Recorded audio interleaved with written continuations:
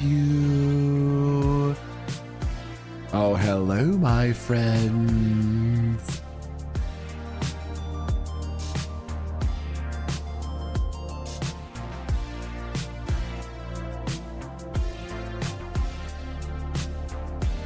Hey, everybody. Give me a second to unfuck my lighting situation. I'm a professional.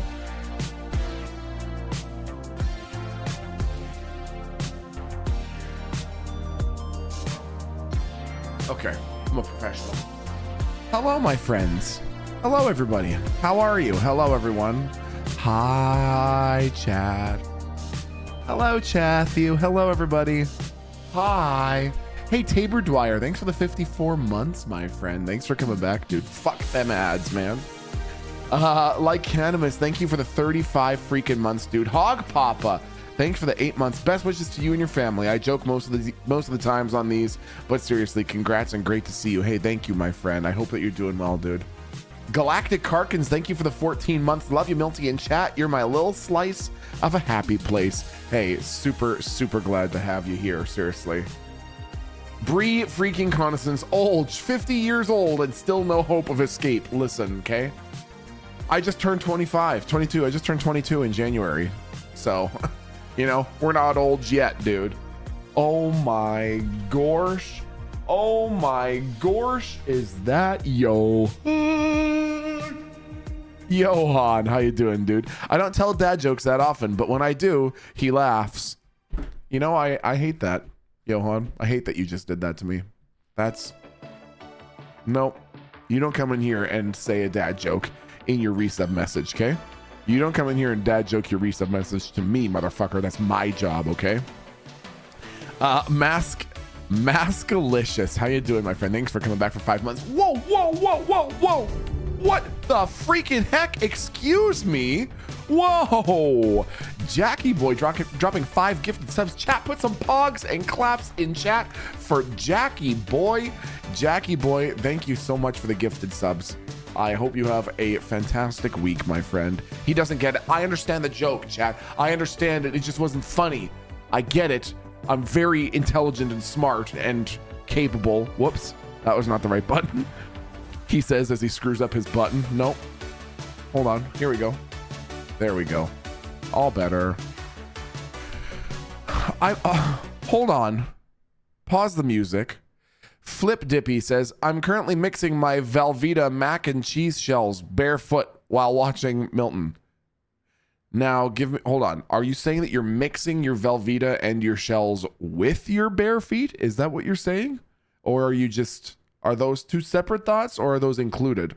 Like you are mixing your Velveeta shells. Yes, with the feet. Taro, do not come in here encouraging chat to mix their Velveeta cheese shells with their feet. What is the sound of Kiki jogging for $500?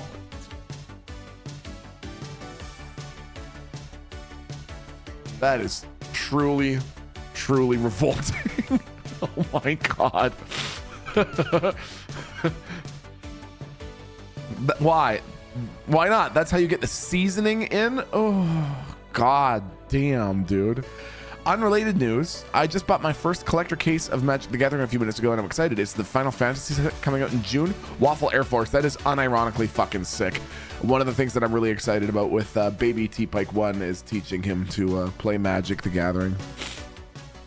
I have to teach him in such a way that he'll never be better than me, but +1 beard, thank you for the 28 freaking months, dude. This is quickly becoming more gross than the ring in our town's bathtub after monthly wash day. That is everything about that resub message. It just got worse with time. It just got worse as I went on. I hated that. Hermit C137, how you doing, Hermit? Thank you for 7 months, my friend. Kiblet 39 months. Oh my God. Kiblets with 39 months says, I'm no geopolitical expert, but I believe you owe me 25% of the sub cost, please and thank you. Dude. Jesus. What the fuck? What is reality anymore, man? What the fuck is reality anymore? Jackie freaking boy. Chat, can I see some pogs and claps in chat for Jackie boy? Wow. Jackie boy with 5 more gifted subs today. Jackie boy, thank you very much. What the heck? No, Flip Dippy, you are not allowed to pog clappies. You've got Velveeta cheese all over your feet. Just focus on keeping your feet away from the rest of chat, okay? Juicy Bunny, hey Melty, I'm baking muffins today. I will post in disorder. I don't know if you should do that, actually. If you're feeling unwell, maybe stop with the muffin baking thing. Don't do it to the point of a disorder. But I know you meant Discord, and yes. No, I want the Velveeta clappies. Damn it, Jackie boy. You come in here encouraging the flappy, slappy Velveeta cheese. How many subs for Milty to lick the Velveeta cheese off of the feet? Taro, I am going to King Kamehameha dip you headfirst into a volcano. Do you understand me? What is wrong with you? Why would you even ask something like that? You know it's 10. Can I get some of those feet mac, please? We're not coming up with a nickname for it, Mr. T Pig. I want everyone to know, when you see Milton T Pig saying shit like, can I get some of those feet mac, please? I want you to know, chat, that Milton T Pig is an actual chef in real life. Like someone trained in the arts of cuisine and is currently asking for foot Velveeta. All right. Joker says, hey, Broseph, what the fuck is this emo dude? Melf? What the fuck is Melf? And why is it made by Bear Knight, who just posted 1 second ago before Joker put that emote in chat and said, don't forget to suck under the nails? What is this? What has my fucking reality come to? That I'm confronted with an emote titled Melf, and the person responsible for that emote had posted 1 line above that to say, don't forget to suck under the nails. That is not appropriate, chat. That's not appropriate. You crafted this chat brick by brick, Milty. So true, dude.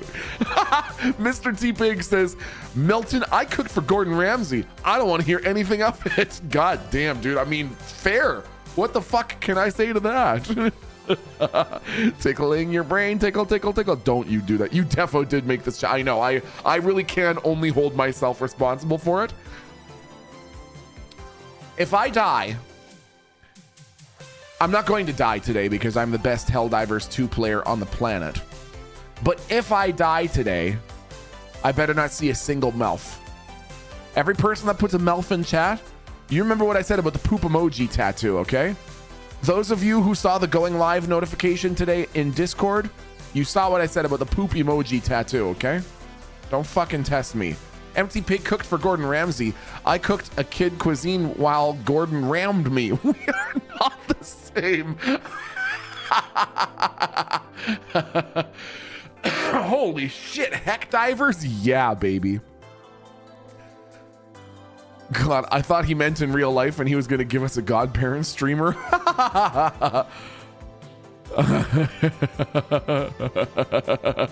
Taro, I want to point out how solidly you built this chat too, considering it's always been this way and still is, even after your forced hiatus. That's what happens, man, when people with the same kind of sickness come together. You did it fucking raw! You an idiot sandwich! Joke's on you, Milton. I would get a... Oh, I did not mean to hit that button. Holy shit. Well, I'm awake now. Sorry, chat. Jesus Christ. Hold on, what? What fucking year is it? Wow, that was startling. I apologize about that. I swung out in a fit of joy and smacked my Go XLR. Sent my fucking volume slider all the way up. Okay, there we go. All right. Now that we're all awake, I have to tell you my favorite I have to tell you my favorite Gordon Ramsay story. I think I've told it before, but I have to tell you again. Mostly because it's so fucking stupid. Have you seen the fucking video of Gordon Ramsay making his famous grilled cheese sandwich? Have you seen it? You've been up since 5 a.m. Brenda, what are you doing? What are you doing? What are you doing? Okay, so Gordon Ramsay has this fucking, hey guy, go. Let's go here. Agent R Clappers. Let's go. So he has this video on YouTube of him making a grilled cheese. And the one thing that I think is respectable about this is the fact that the video is still there. Like, he hasn't taken the video down despite all of its fucking backlash. But this fucking video of him making a grilled cheese sandwich, he's like, of course he's got to do it the Gordon Ramsay-est way possible. He can't just do it like a fucking normal person. He has to do it in a cast iron skillet placed over a fireplace. And like, I'm sure because they're setting up to like film and produce this and all the rest, they fucking leave the cast iron skillet in there like for 2 hours until it's 500,000 degrees. And anyways, the sandwich is so fucking gross. It doesn't even look like a good grilled cheese sandwich. It's like sourdough bread that he's put some butter on either side, which is fine. And then the middle, he has like these fucking, the shittiest cheeses for making grilled cheese because none of it melts. He has like the hardest, non-meltiest cheese. And then a big fucking disgusting dollop of spicy kimchi. What the fuck? A big, gross fucking splop of spicy kimchi on top of this fucking cheese and then like the other thing. Anyways, and then he puts it in this cast iron skillet, which is the temperature of the inside of the fucking sun. And burns immediately. So he like flips it over and burns the other side immediately and then takes it off the fucking cast iron. The cheese is not melted whatsoever. And he like cuts it in half and takes a bite. And he's like, oh, that's a good grilled cheese. And I'm like, that is burned bread with uncooked cheese and spicy kimchi in the middle. Show video now. Man, I want to. I gotta figure out, is space in here? I gotta figure out how to do it. I gotta figure out how I can show you this. Oh man, I want to show it to you. I want to show you this fucking video because it's so ridiculous. Okay, hold on. We're just gonna leave this guy here. He can kick us out if he wants. He can kick us out of the game if he wants. Okay, so if I go here,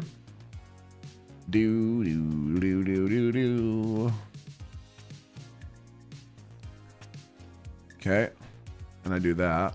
Oh yeah, oh, it's actually working pretty well. That's cool.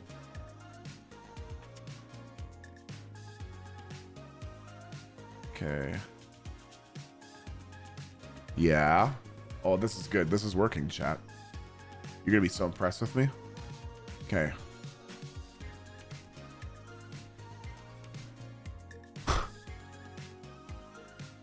the cocky motherfucker even titles it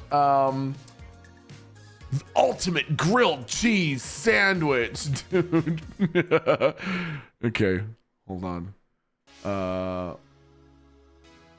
Okay, now how do I end? Maybe if I do this. Oh no. Okay, here we go. Okay, so and then if I come down here and I go like this, how does this work? Will that work? Oh, I see. Okay, what if I... Okay, so he's talking about the different cheeses that he's got. I'm not going to unmute it because I don't want to get fucking DMCA'd, but you can see the cheeses that he's already picked. Why would you pick these cheeses, dude? Why would you pick these fucking cheeses?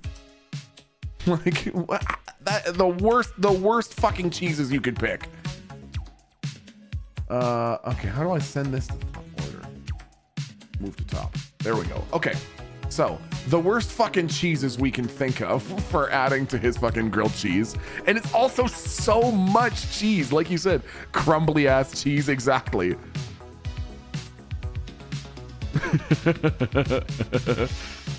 So, what is this technique, Gordon? What are these cheeses? Ew! What is that? It's got bird seed in it. It looks like suet.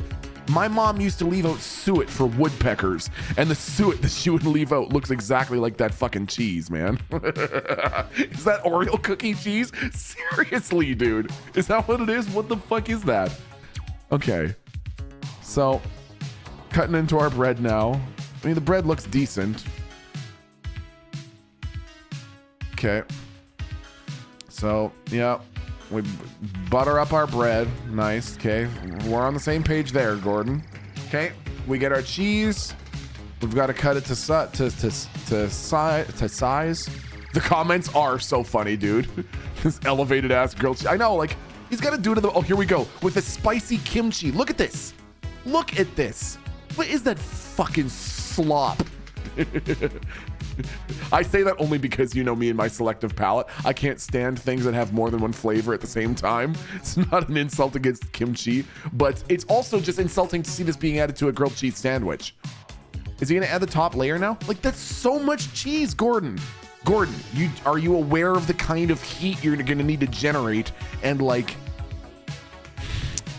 you know, kimchi is fire, but hell no, not on grilled cheese. I've never had it, and honestly, it's probably pretty good, but putting it in grilled cheese like that, what the fuck? Okay, here we go. Huge glug of fucking olive oil in this pan that's been in there since fucking 6 a.m. Kimchi or caramelized onions? No, it is kimchi. I haven't played the audio, but I've seen the video a couple times, and it's spicy kimchi. Kimchi and cheese go so well together, though. Do they really? I believe that. That's so potential. I know, right? Here we go. Straight onto the skillet. Look, immediately it's smoking. Dude, that's not good. That's not a good... Gordon, it's not... There you go. That's going to make it melt properly. That's going to make it melt properly. You can't even get your spatula off of it, Gordon. Come on. Why oil? Dude, come on, right? Wow, yeah, blow the smoke off of it, Gordon. Oh my God. Look at this. Wow.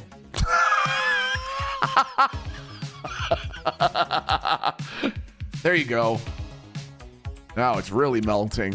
Here we go. Okay, back on the fire it goes. Now, I know I'm dunking on Gordon Ramsay, but what the hell? Look how successful the guy is. I could never hold a fucking candle to his ability to cook anything, okay? Never gonna have an opportunity like this. And the guy's brave enough to leave his fucking video up after all this, so... Bro's never made a grilled cheese before, right? Okay. So, he's still... Here we are. It's still on the fucking flames, right? All right, take it off, Gordon. Jesus fucking Christ. Oh, ooh.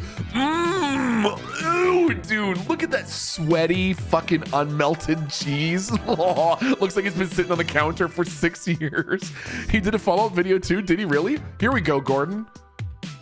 Cut this perfectly grilled cheese sandwich. Ew, bro.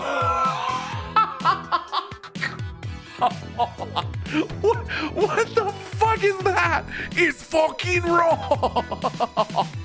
Dude, absolute texture nightmare covered by the taste of burnt toast. Like, look how undercooked the bread is. Like, come on, man. Dude, that's the ultimate grilled cheese.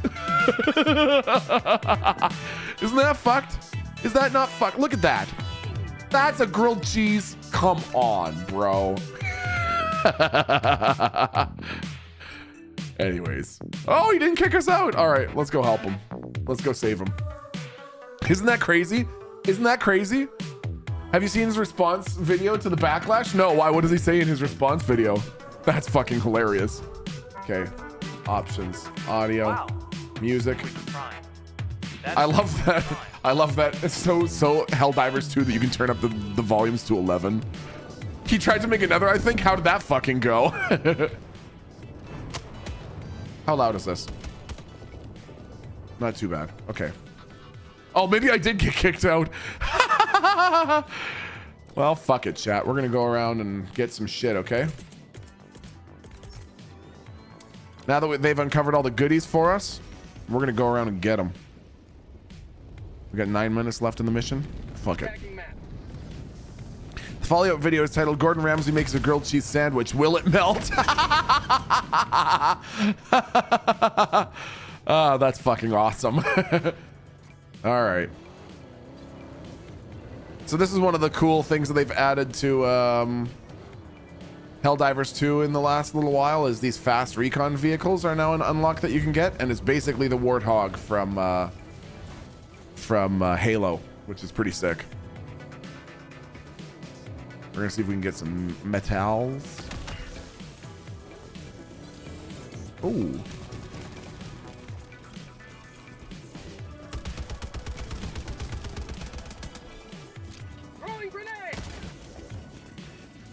Catch.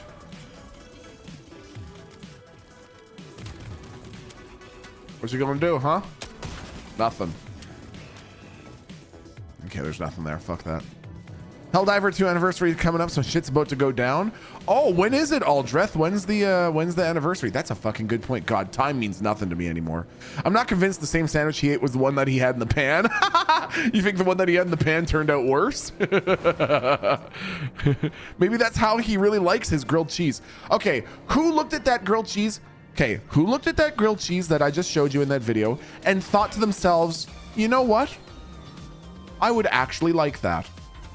Who here saw that? Who here saw that video and thought to themselves, I would actually try that and like that? Brenda would, Waffle Air Force. I don't know. Ataru, really?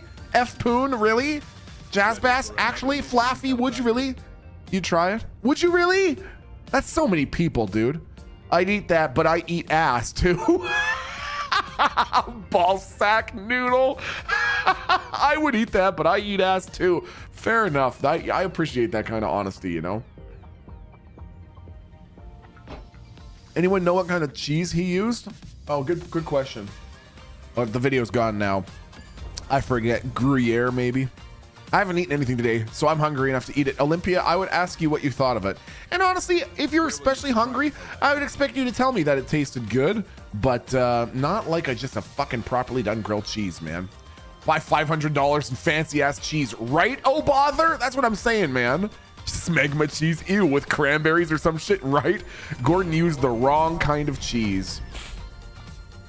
Are there any like grilled cheese purists out there who believe that the only way you can appropriately eat grilled cheese is if it has American Kraft singles in it? Is there anyone out there who won't eat grilled cheese unless it has only like Kraft singles? Really, Labat? Yeah, me, really? That's like the right way. Me, but I'm autistic. Hey, that's fair. That's totally fair, dude. Smegma cheese and cranberries, fancy. Literally any other cheese, really. I thought you meant mac and cheese. Ew, mac and cheese in a sandwich? That would be fucking disgusting. I do not want the temperature of fucking grilled bread with goddamn KD noodles in it. Whoops.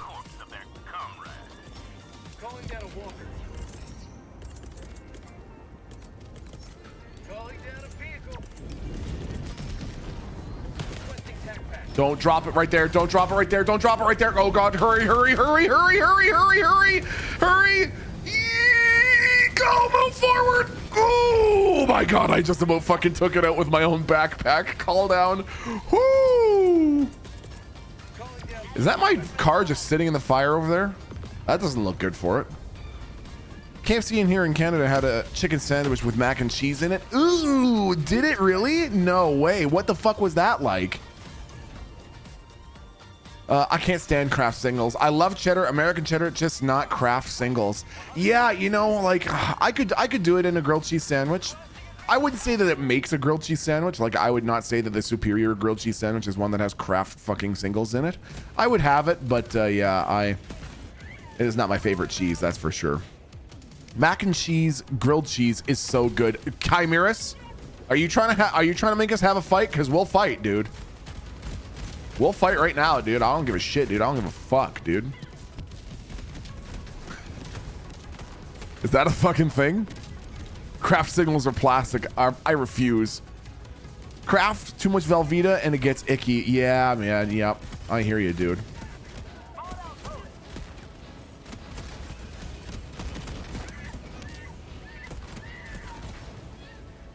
Bad bots. Bad. Bad bots. Bad.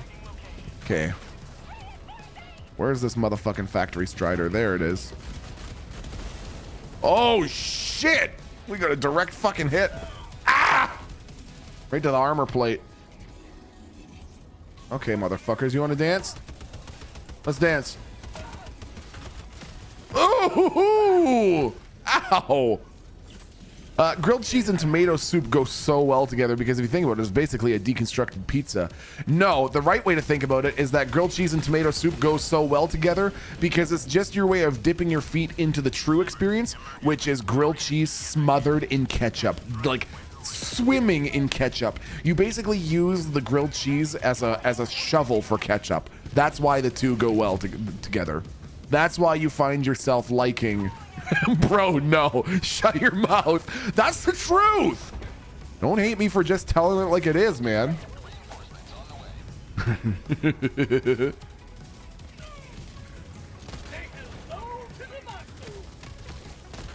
Ooh.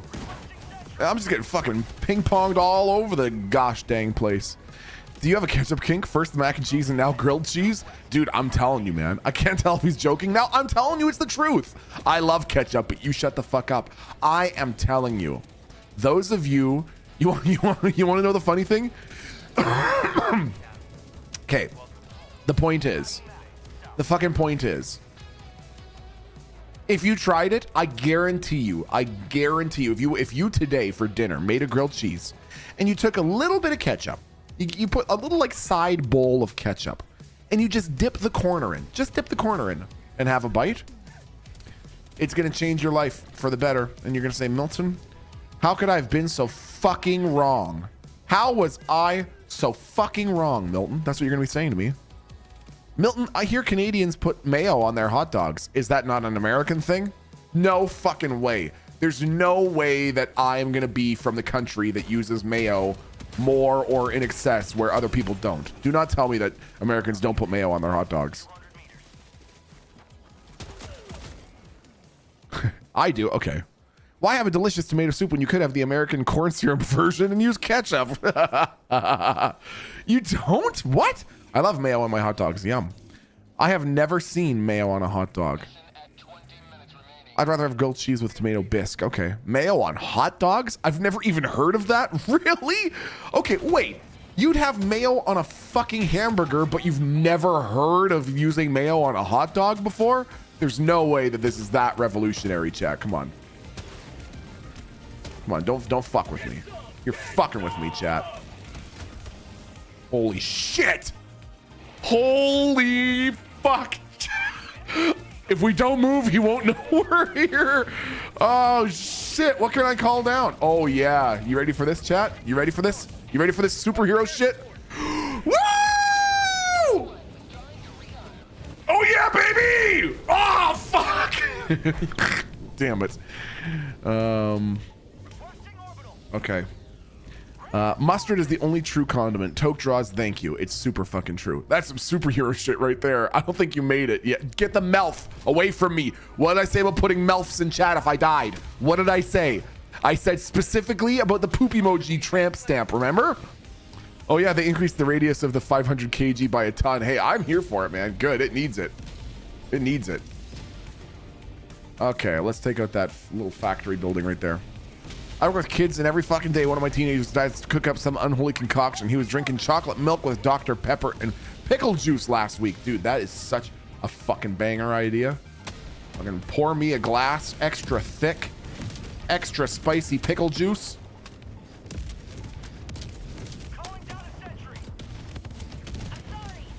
Nice.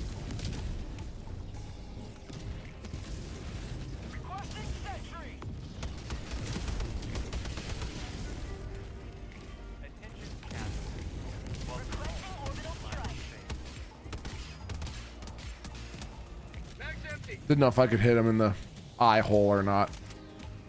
What about it with a grenade? No.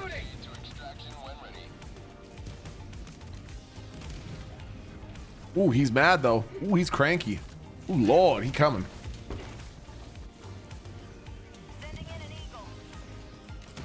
Okay. I won't lie. I tried it because I have no survival skills. I think I'll be looking for a new job now. Okay, that's it. I mean, that's a good one. Brie Connors says pineapple on pizza is good. I don't care. Who here likes it? Who here likes a little pineapple on their pizza? I feel like it's becoming more common. It's either becoming more common or people are just becoming more comfortable saying it out loud. You know, I have had pineapple on pizza before, and it's not the worst. In fact, maybe 2 weeks ago now, on a Friday, we ordered pizza for our cheat night meal, and Erin likes getting pineapple on hers. I usually get just pepperoni, and sometimes she gets like pineapple and pepperoni or pineapple and something else.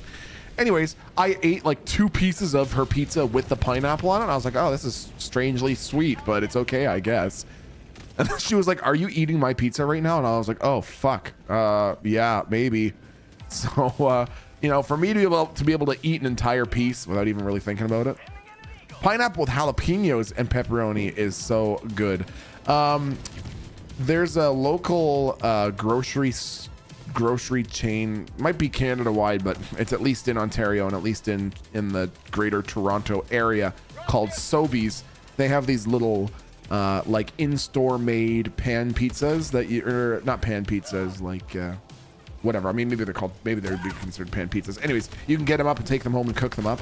And the one that's their most popular flavor by far is their spicy pulled pork pizza. And it has pulled pork, jalapenos, and pineapple on it. And it's like the fucking rage, dude. I would say if you change up the sauce on the pizza, that would complement the pineapple. I can see it. Interesting. Okay, pork is a no from me. Oh, really, Audio? Why is that? Just in general, is it a flavor thing or Flaffy says soggy fries dipped in a milkshake is to die for. Okay, Flaffy, are you trying to make me fucking throw up? Because dipping fries in your shakes is gross and unnatural as it is. But are you trying to tell me that you actually have a preference for when the fries are fucking soggy before you put them in there?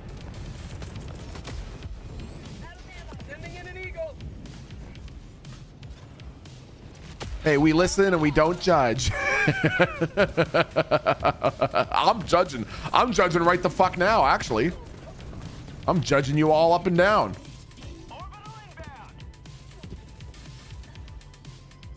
Fries in a shake is so many calories. That's true. Fries in a Frosty is the best. I have heard people say that specifically dipping your fries in a malted chocolate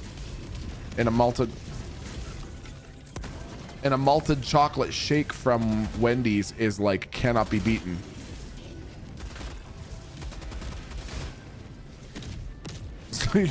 You fucking ding dong, you're not gonna fucking. Okay, here, leave it up to Milty.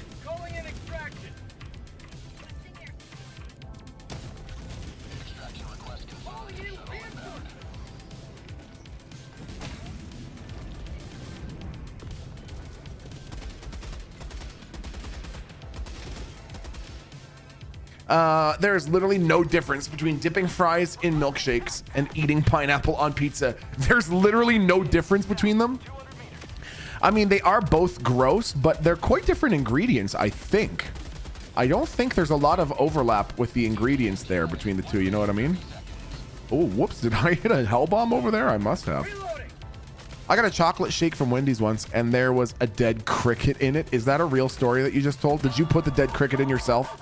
Did you add the dead cricket to it? You have to tell us. That's the rule. Just like if you're a cop, you have to tell people if they ask.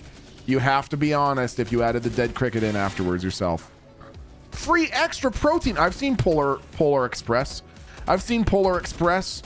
You know, where they're all on the train and they're all butt chugging each other like human centipede and they eat those cricket bars. That's Polar Express, right? That one, you know. Eat the cricket bars, they're butt chugging each other on the Polar Express, just chugging butts and eating cricket bars. You know, chat, come on. Help me out here. What movie is that? Butt Piercer is what you're thinking of. Butt Piercer is what I'm thinking of. That's a different one. Just butt chugging cricket bars, dude. Who hasn't been there? Let's be honest. shit, this guy's on the run. I'll save you.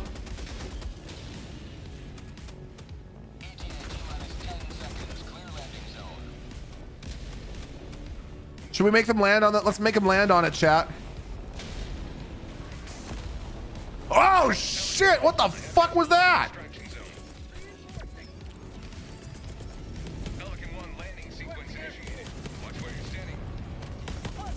Okay.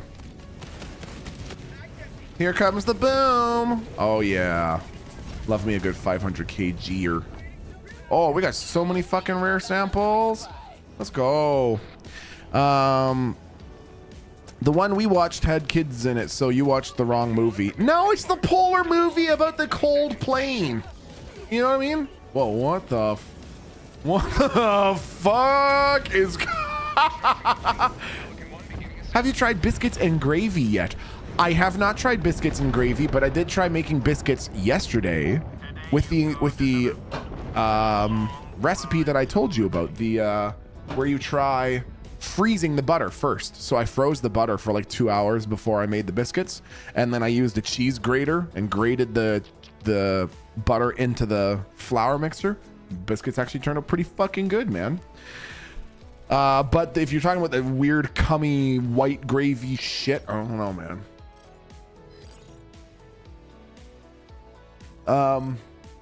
Okie dokie. Jazz Baz, thank you for the 7-month resub, dude. Shrimply Pibbles 69, thank you for the 29 months, dude. Dante Joffremel, thank you for coming back for 40 freaking months. Punisher, thank you for the 4 years, dude. Beef Knee, thank you for the 27 months. Susie Doodles Live, thanks for the 55. Where's the button to ban the streamer for his crimes against food? No, you don't understand. I'm saving you. Jet Jaguar, thanks for the 15 months. 15 months, love you, but you and your brother are safe spaces of sanity. Thank you for being you. Hey, thank you for the 15 months, my amigo. Venting Alpaca, thank you for the 25 freaking months, man. And Alexa, thank you for the 36 freaking months. I'd like to try some of that Tiger ice cream y'all have. We don't have it in the States. You don't have Tiger ice cream in the States? You don't have Tiger ice cream in the States? That should be illegal, man. What are we doing here? Okay, sure. For anyone who's never had it, Tiger ice cream is orange sherbet with stripes of black licorice in it. And it is...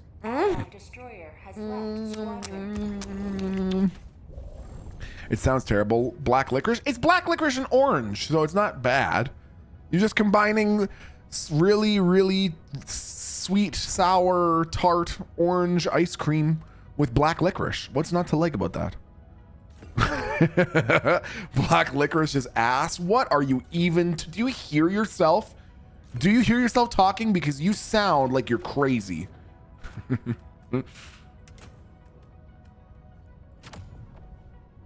Two gross things I think is bad. Really, dude? What's not to like? The black licorice, dude. Come on. Joker says, I was reminded of a truly Canadian story. Some dude got way too drunk at the bar, got into a fight with the police. Oh, sorry, got into a fight, and the police or security had to take him down. And long story short, this all happened during that crazy winter weather we got. And when they tackled him to the ground, his pants fell down and his cock froze to the ground. Oh my God. How does your cock freeze to the fucking ground? Did someone give it a kiss beforehand? Dude, that would be so brutal. I saw there's a video that's been making its rounds in the viral circles. Oh, for fuck's sake.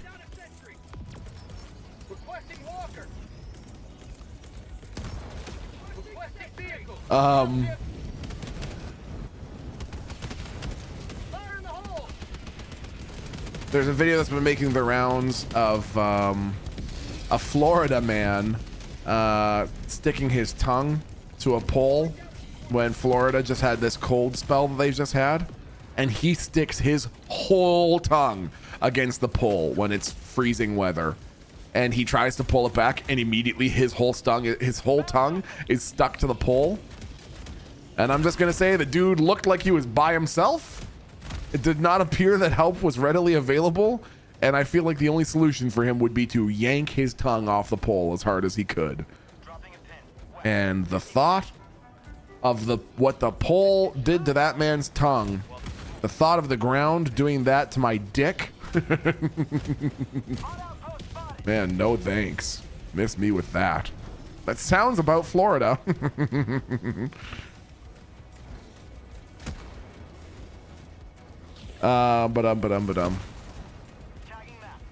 Wicked Fury, when you say you're mildly allergic to oranges, what is it about it that, how do you know?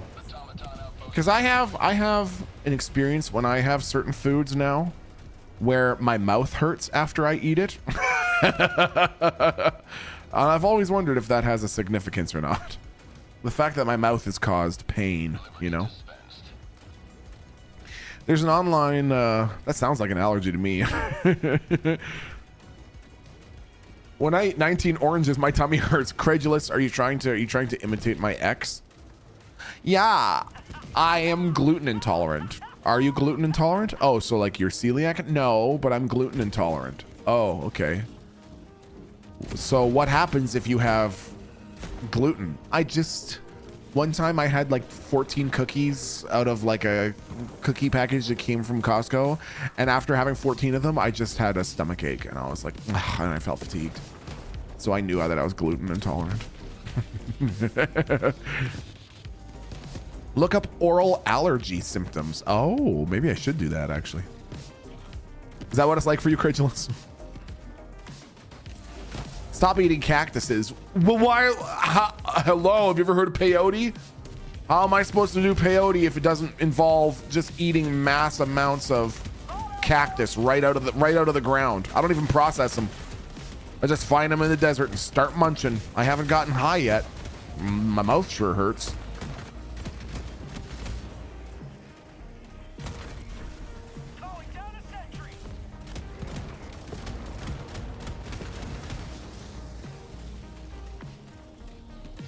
What you gonna do?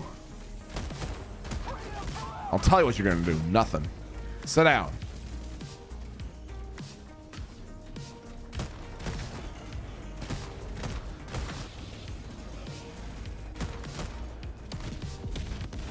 Bye. Nice. Want something done right, you gotta do it your melty self.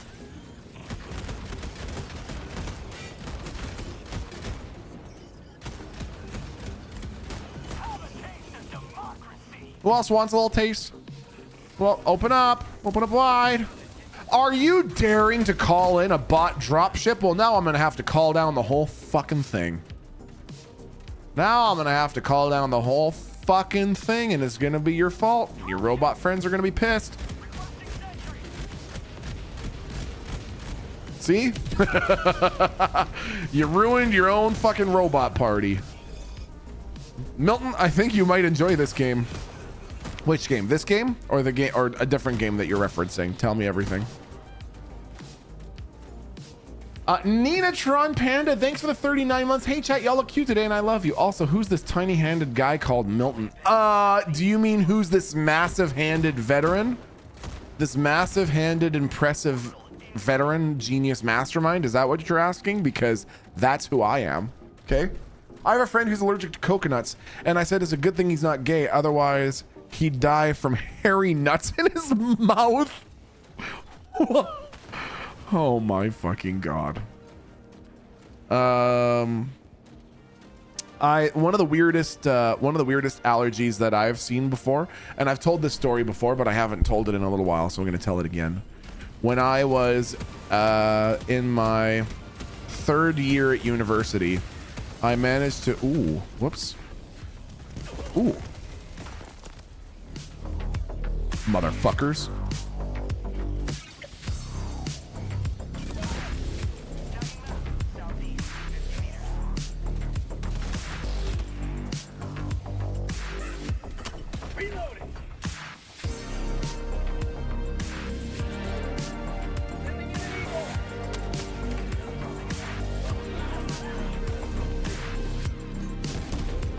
Woo! Got him with that one. Okay, so in my third year of university, I was working for a forestry center and doing a scholarship to help study basically the department that I was working with. They wanted to study whether or not the amount of nitrogen present in leaf litter affects the rate at which it decays. Does having more nitrogen mean that fallen leaves decay faster, decay slower, don't have a change? Anyways, it was a really interesting summer, and I met some really interesting people. I've told you the story before. This is one of the times in my life that I'm sure everyone listening to this, most people can probably relate to what it's like to laugh at an inappropriate time, or to laugh when you know you shouldn't be laughing. For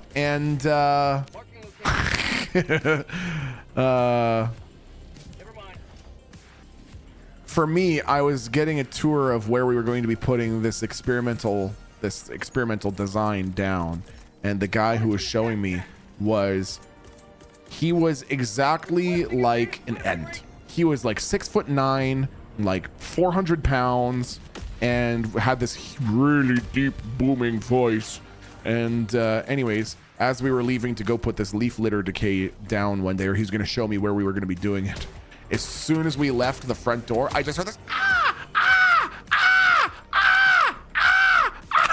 and I saw the guy who was leading me. I can't remember his name right now. I'll have to ask Tech, because Tech actually knew him. He was involved in Tech's graduate studies at one point. Anyways, he looks around and he's like trying to explain it to me, and he's raising his voice a little bit, and it's a crow that's going fucking nuts. And as we walk into the woods a little bit, and he's showing me, this crow is following us and just will not stop. And finally, after like 10 minutes, he goes, oh. I'm like, what's going on? Do you know that crow? And he went, yeah, that's Cheryl. She hates me. I was like, what? And sure enough, for the rest of the summer that I was doing this fucking scholarship, anytime he went outside, Cheryl would follow him across the fucking parking lot, just cawing at the back of his head from like 15 feet away. Every now and then he'd turn around and like throw a shoe or something just to try to get the bird to fly away, and it would move 10 feet and then just come back and start going, ah, ah. It was so funny. Okay, so when my time at the end of my research extravaganza, when my time at the research extravaganza was coming to a close, I was getting replaced, and the person that was replacing me was like a second year dude who looked like he was like 19 or 20 years old, and he had this huge thick metal bracelet around his wrist, and I was like, oh, what's up? And he was like, oh, hey, yeah. And like this thing around his wrist was super obvious, and he sort of like held it up and like shook it around for a second, and he said, oh yeah, I have an allergy. I said, oh yeah. He said, yeah, I have such a severe allergy to the proteins in dairy that when I was like 13, my friend handed me a Crunchy bar, and from touching it, I went into anaphylactic shock because of touching a chocolate bar. The way that the dairy proteins interact with his body, he went into anaphylaxis. I was like, oh my God. And he was like, yeah, so I have this bracelet which says, you know, I need my EpiPen if I come into contact with any kind of dairy protein. And I was like, that is fucking insane, man. That is going to be a very interesting life for that guy. That is a really interesting series of limitations to live through.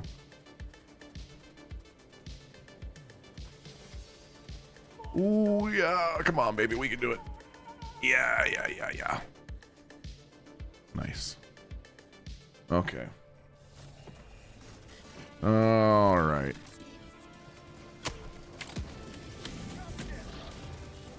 Allied destroyer joining squadron. Deploying Helldiver to combat zone. That was like directly in there, man. Come on. Aw, come on, guys. Yeah, got it.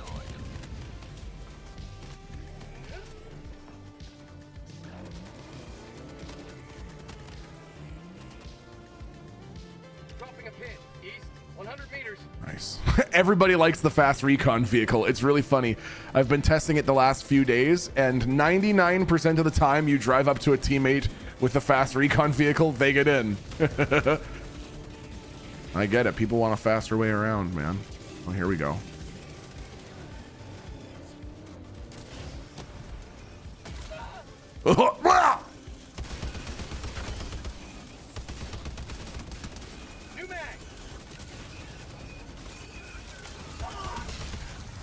Enemy anti-air. I wonder what that's for.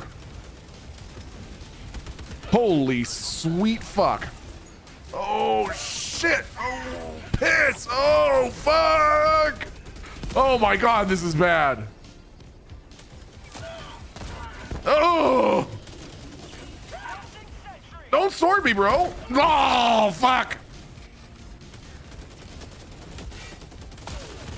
Oh shit, man. Okay, I'm very curious. How do you feel about mint? I have several very picky people in my life, and they all seem to really love mint. Wondering if it's a coincidence, if it's just a thing with people with pickier palates. Melt Gibson, it's so funny that you asked that because I can say I absolutely fucking do not mouth me, chat. Do not mouth me. Get those get them out of get them out of get them out of here. Yeah, I love mint. So your theory continues because I fucking absolutely adore mint. In fact, I can't think of things that are mint flavored that I don't like. I like hard candies, soft candies, mint chocolate, mint everything, dude.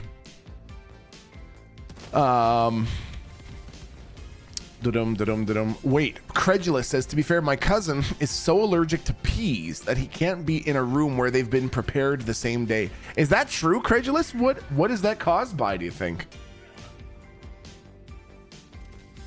I like mint, but I do not like mint chocolate. Really? Mint sucks. What are you talking about?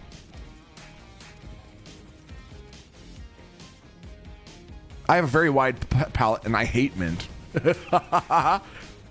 Mint chocolate chip is the best ice cream flavor. Yeah, you know, that's not untrue either. Okay, listen here, you stupid dumb motherfucking anti-air motherfucker. Stop turning to face me.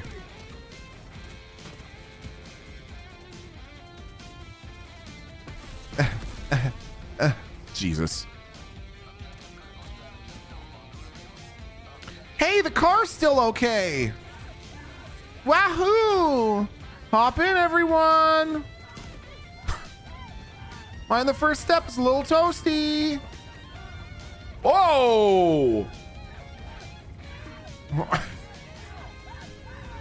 Screaming while on fire. Okay.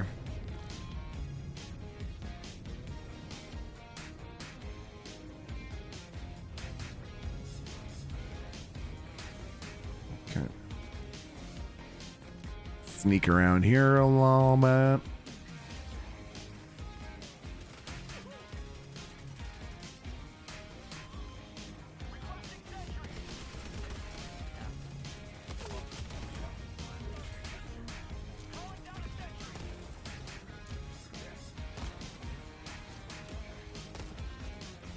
Suck it. Okay, now. Where is the disc containing the launch codes? Where are you? I see it! I see it!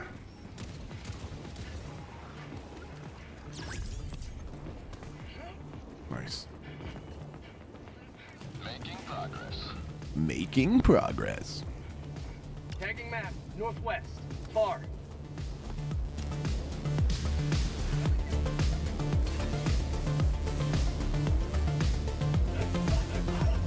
Oh god, we're on fire!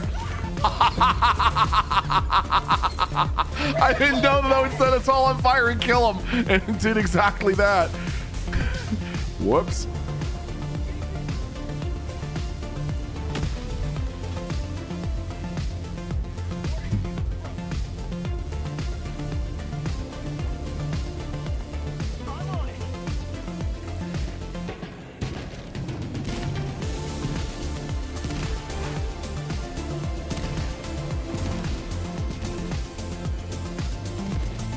shit.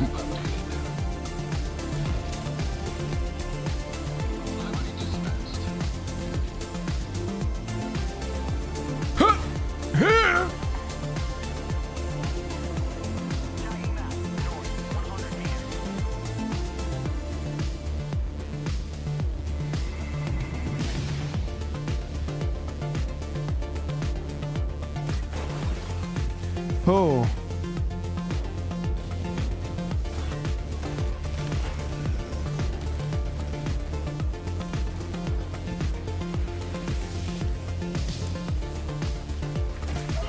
Oh shit.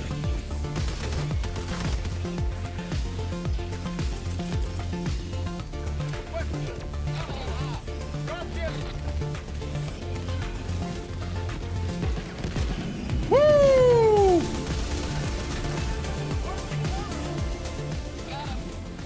I'm surprised that Hawaii has a chocolate factory. Why does that surprise you? That might be an obvious question, but I am a landlocked Canadian, and I go out of my way to learn as little as I can, so. Ooh, no! Don't set me on fire, man! Don't do it, dude! Oh, fuck, bro! Ow, ow, he's shooting me, dude! Ow, don't fucking shoot me, bro!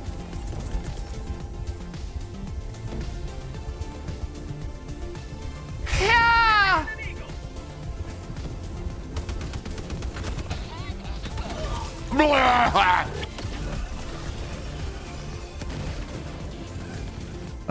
When did vehicles get introduced? Yeah, Big Pan Dad. It's very recent update, but I've been really enjoying it. Ready to liberate.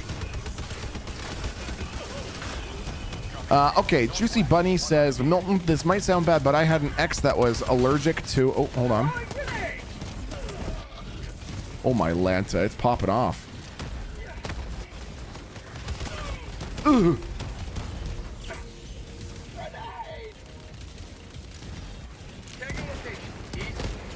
Okay. I had an ex that was allergic to peanut butter. When I found out he cheated on me and moved out of the state to go be with the bitch that she cheated on me with, when I found out he was lying about moving to start a new job, so I threatened to send him shit with peanuts made in them or around peanuts since he's severely allergic. I never sent him anything, but I definitely thought about it. The only thing I got to do was cancel his phone plan after I had just bought him a new phone. I would say that's probably preferable to murder. You'll probably find doing something like canceling this person's phone plan will give you a level of satisfaction without a level of consequences that sending a person deathly allergic to peanuts would do. Okay, let's call this motherfucker. Ow, ow, ow, ow, ow. How's the actual streamer and the baby? Okay, first of all, I'm the actual streamer, okay? Erin told me yesterday, she said, you make sure you tell chat. The next time you're streaming, you make sure to tell chat. You tell chat. You are the real streamer. I've never been the real streamer. This is Erin talking. I've never been the real streamer. I'm not the real streamer. You are the real streamer. You make sure they know. And I was like, okay, I'll try. I don't think it's a big deal, but I'll try. And she said, you make sure they know. Okay. She never said that. Well, she said something like it. It might have been, what should we do for dinner tonight? But like, that's pretty much, you know, that's code for tell chat that you're the real streamer, Milton. So I'm just doing what I'm told. Tell Erin thanks. Milton appreciates her trying to prop her up in the eyes of chat, but we all know the truth. What the fuck? Well, if I don't see her say it, then it never happened. Kevril? I don't want to spoil it for you too early, but you're actually going to be coming to the Palladium with Erin and I. If you're not aware of what the Palladium is, it's like a 3-story building of just arcade games, different arcade games. And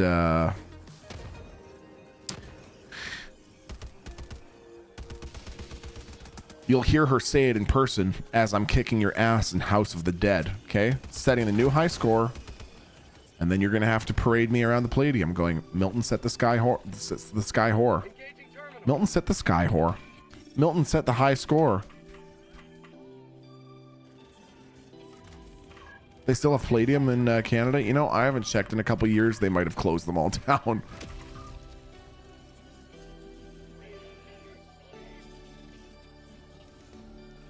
Are you dill holes?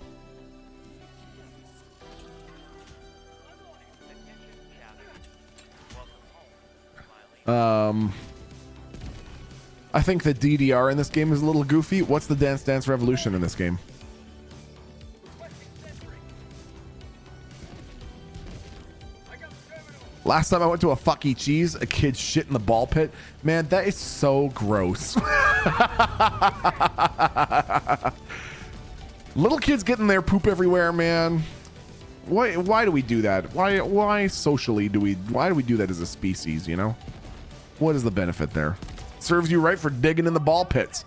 I saw I don't even remember where I saw it, but it was from a reliable source, or it seemed to be, that there are more germs on one ball in a ball pit than 20 times the average number of germs at the average trucker stop bathroom toilet seat. The average ball in a ball pit has 20 times as many strains of bacteria as the average toilet seat at a trucker gas station bathroom.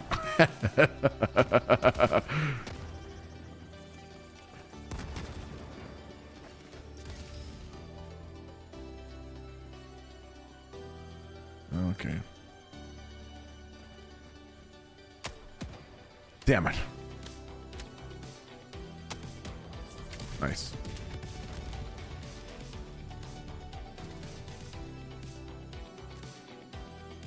These ding dongs. You fucking ding dongs. You gotta. Oh, I see. It's launching into position. Never mind. But still, I'm gonna insult them because I can. Whoa! What the fuck? Calling down a walker.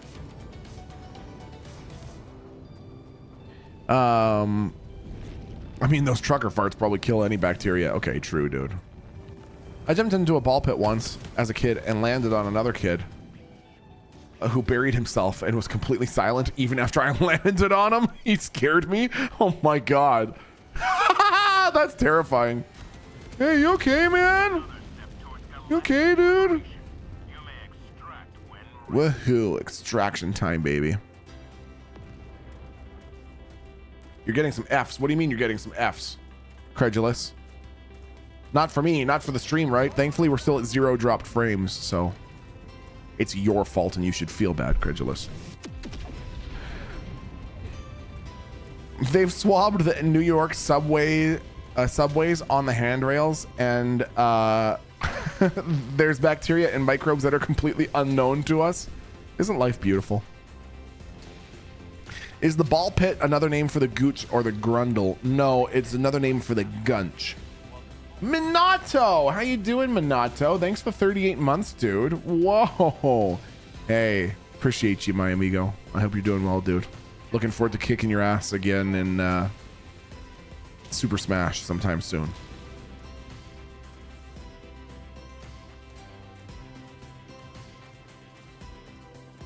I assumed it was. What? It happened to you too? What? See, I learned from the other day not to assume it was just on my end. No, it is just on your end, okay? No, I'm telling you, it was your fault. Smash not gonna happen, buddy. It is gonna happen. Unless you do some cheap shit like playing on your office Wi-Fi again.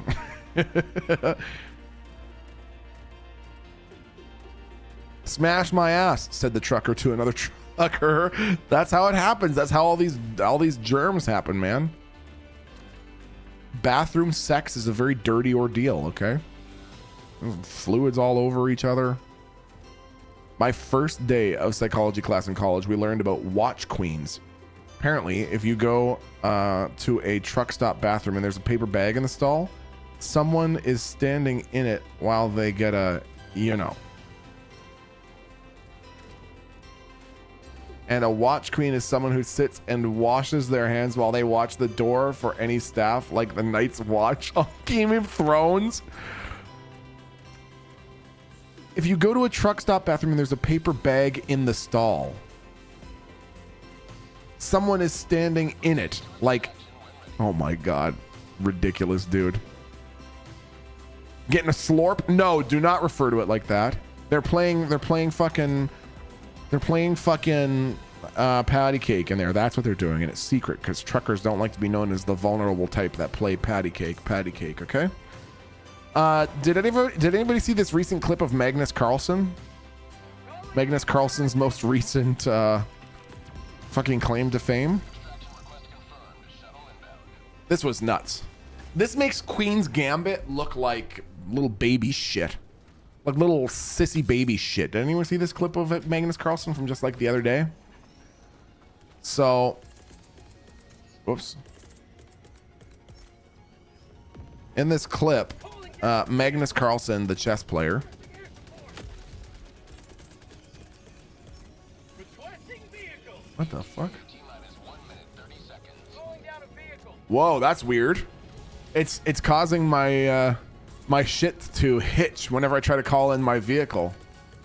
Watch, when I throw it, it just hitches the game for a second. Requesting vehicle. Ooh. Oh, that one actually worked. Okay, so Magnus Carlsen sat against yeah, Groovy Gal got it. Magnus Carlsen is a chess player, for anyone who doesn't know. And when I say a chess player, saying that Magnus Carlsen is a chess player is the same as saying that like Wayne Gretzky is a hockey player or Tiger Woods is a golf player. But from what I understand, the golf and skill might be even wider in the sense that where the fuck is my recon? Where the hell did they drop my car? My car, man. Anyways, Magnus Carlsen is it's, I think they've basically established like the greatest chess player that history has ever recorded. So they are saying that, for example, normal chess players can think maybe one or two moves ahead. Really good chess players can think like 7 to 10 moves ahead. Chess grandmasters can think up to 15 to 20 moves ahead, and Magnus Carlsen can think 40 to 45 moves ahead. And he just has this unbelievable ability to memorize and compartmentalize chess and moves and chess and strategies and stuff like that. So in this most recent clip that just came out, he's sitting in a chair facing the audience with a blindfold on, and behind him are 10 of Europe's top chess playing lawyers. It's probably for some promotional fucking thing.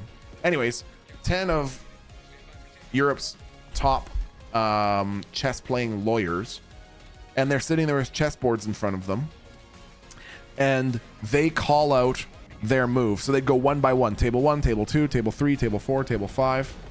They would go one by one, and table 1, Magnus Carlsen would call out his move. He'd be like pawn to queen's level 4 or whatever the fuck it is. And then their opponent would make the move and they would announce their move. And anyways, at the end of this fucking thing, he beat all 10 of them. Magnus Carlsen played 10 simultaneous games of chess, memorized.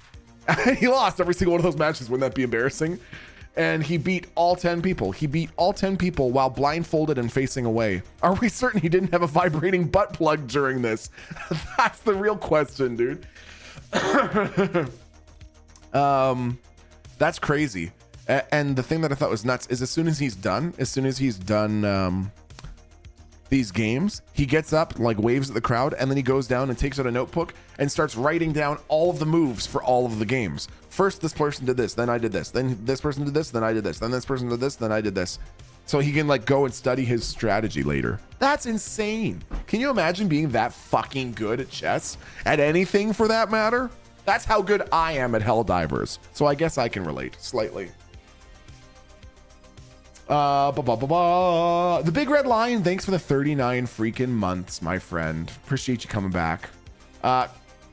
Dayuz, thank you for the 31 months, dude. Select Star From, thanks for the 38 freaking months.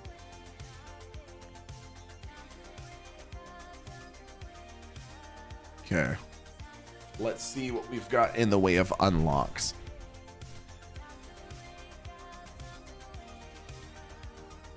don't have that type of autism. I just have the I like Star Wars and Sonic kind of autism.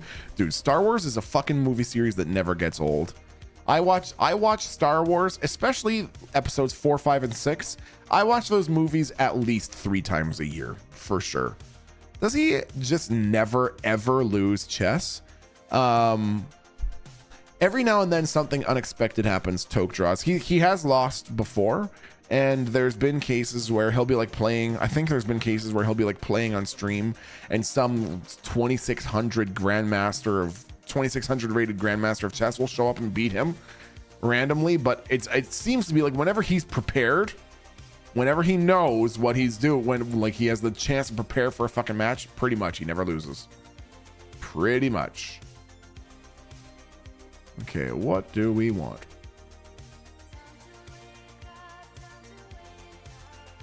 I think I want more in here. What does this do for me? Prevents you from flinching when you get hit. Well, just stop being a little crybaby bitch about it then. Okay, well, we might as well just start unlocking these. Give me that. Give me this. All right, well, with the news of the Helldivers movie, who are you casting in? I think Ed Harris, Dave Bautista, and maybe John Cena. You know, I say we have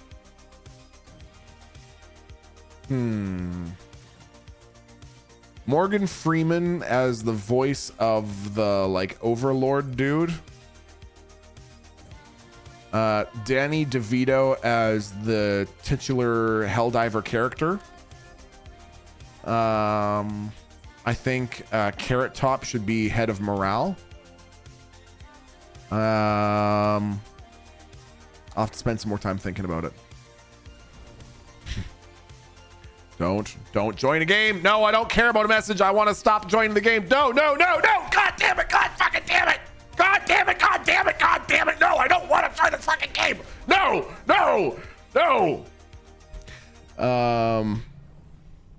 The Helldivers should be Rowan Atkinson. Helldivers should be Rowan Atkinson, Dame Judi Dench, and the guy who played Carl Winslow. Who's Carl Winslow? Wasted Wookie. Hey Milty, I found out a few days ago that my wife is pregnant. Any advice since you just became a father? My friend, yes. So I would say read a few books. One that I would definitely recommend is called Crib Sheet by Emily Oster. I think it is basically self-described as a book written to help moms, and it's a book written by a mom for moms, basically. But it was really important to me to try to understand as much as I could what Erin would be going through and what would be difficult for her, and what are the things that I could do to help, and how could I pick up more around the house or take over different tasks, especially to help her during her recovery. So, anyways, that would be my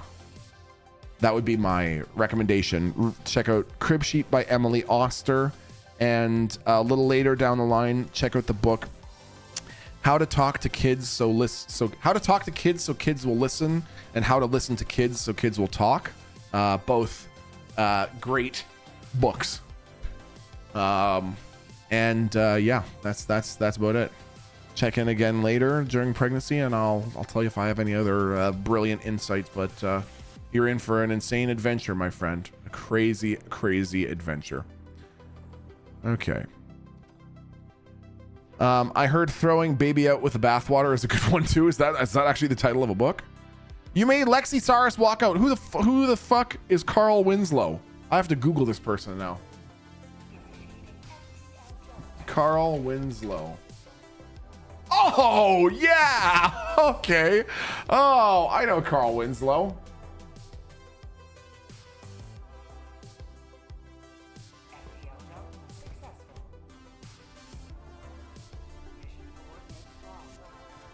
Wait, what's the news about him now? What am I seeing? What am I seeing?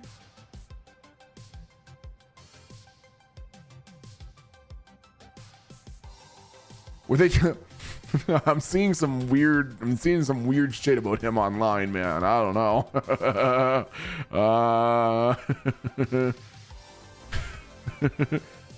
Do not read that. Was it an SNL thing? Looked like it was an SNL thing that went a little too far. I swear, I thought you were saying who the frick is Lexi Saris, and I was about to be offended. No, Carl Winslow, dude. Okay.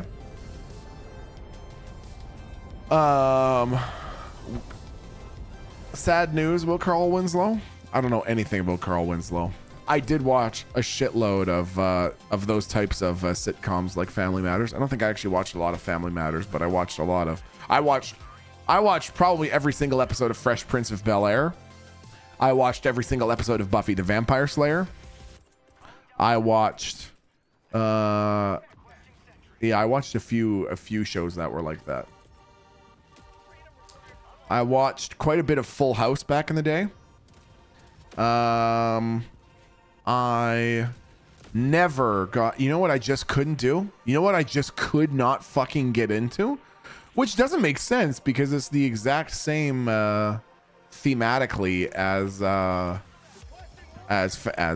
Fresh Prince of Bel-Air. I could not watch Friends. Did anyone else experience that too? I just could not get into the show Friends, man. I don't know why. Couldn't do it. Did anyone else feel that? Yeah, kind of the same. Yeah, I don't know why. One of my absolute best friends in real life, the guy who officiated my wedding, really, really good guy, great guy. Anyways, fucking loves Friends. Watches Friends probably annually, and absolutely loves it. And I just couldn't get into it, man. I really dislike Friends. I hate each character individually. You know, I can respect that, Rick Talk. I can respect the fact that you have like a refined enough hatred for the show that it's not just, oh, I don't like Friends. No, I know all of the characters and I hate each of them. I hate each of them for their own unique reason. Yeah, I just had this weird disconnect with Friends. For me, it was something to do with the laugh track. And that's why I know it doesn't make any fucking sense because Fresh Prince had a laugh track. But for whatever reason, the fucking laugh track thing just rubbed me the wrong way with that show. I just thought, who the fuck are you to congratulate yourself with a fucking laugh track? I mean, it was probably even filmed in front of a live studio audience. But I think, who the fuck are you to think your show is so funny you can just inform me that now is when I'm supposed to laugh? You know what I mean? It made me mad knowing how old the characters were. Why? How old were they? Were they supposed to be like 19 or something? Seinfeld. I never got into Seinfeld either. I really didn't watch any fucking Seinfeld. What's the other one? Everybody Loves Raymond. No interest. But I did watch a fair amount of.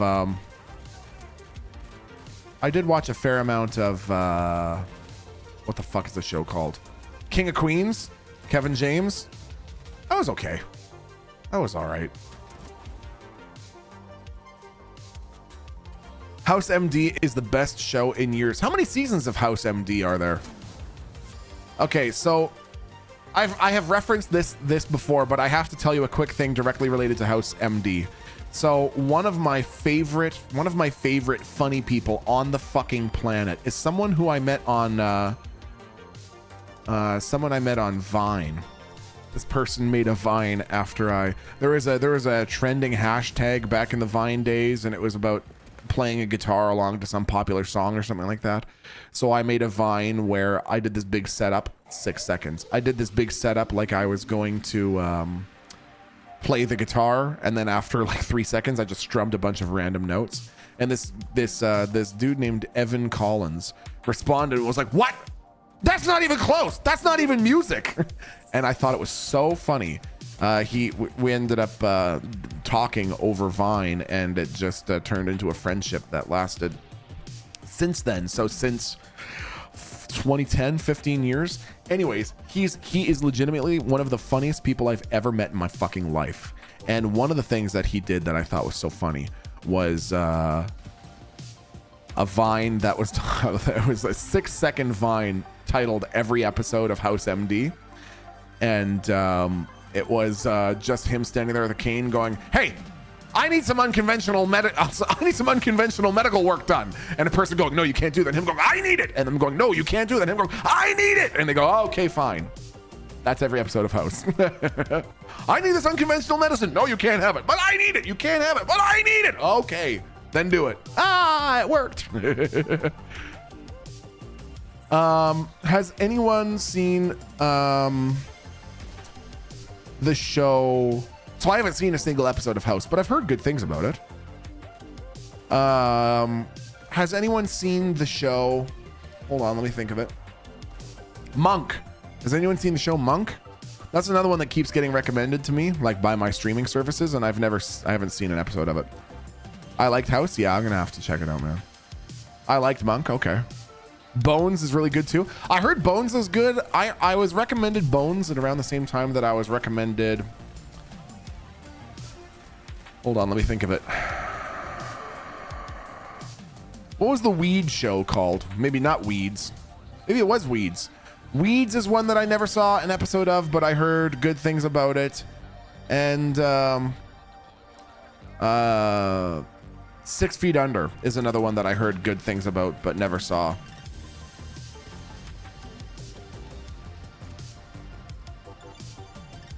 Weeds is pretty decent. Girls Gone Wild season 3. Is that your recommendation if I'm just looking for something easy to pick up and watch? I don't need to know any of the background. Will I be missing out if I haven't seen Girls Gone Wild season 2 or 1? Will I be like missing out on lore? That's an important thing. Specifically season 3. Oh yeah. Oh, okay. Oh shit. Okay. That's good to know. Fringe. What was Fringe? If I'm being honest with you, I've never even heard of Fringe. In fact, I'm going to Google it right now. Fringe show. Fringe TV series, an American science fiction television. Oh, sorry. Give me a second. American sci-fi television series. Special Agent Olivia Dunham is assigned to the Bureau's Fringe division, where she investigates unusual crimes and occurrences. That sounds fucking cool. What show is that on? Apple TV, Prime. Oh, if it's on 100, there's 100 episodes? That's sick as fuck. I'm gonna have to check that out, dude. Oh. Ouch. Ouch. Holy shit, that's a lot of enemies.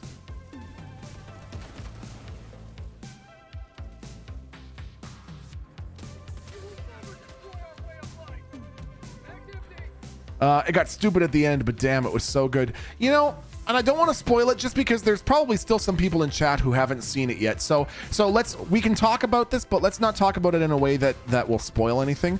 Some people described that the same way, like it ended kind of stupid, but it was good all the way along, about Lost. And I didn't feel that way. I liked Lost. I thought Lost had a pretty decent ending. When I remember watching it and thinking, oh, some people are going to have a problem with this.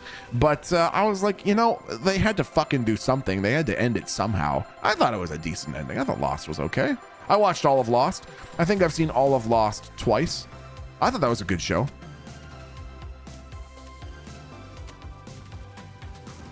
I hated the ending of Lost. Yeah, that's a lot of people did, man.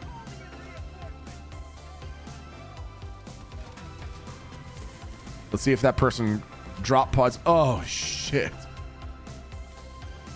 The first few seasons of Lost were nuts, right?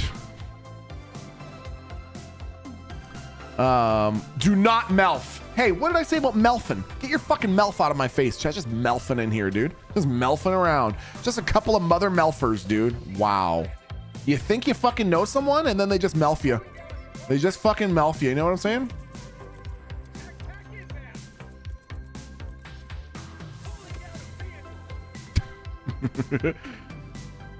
I just missed the water cooler conversations after each episode. Feels like we haven't had anything like that since. I missed that. I was going to school when it came out and no one I knew gave a fuck about Lost.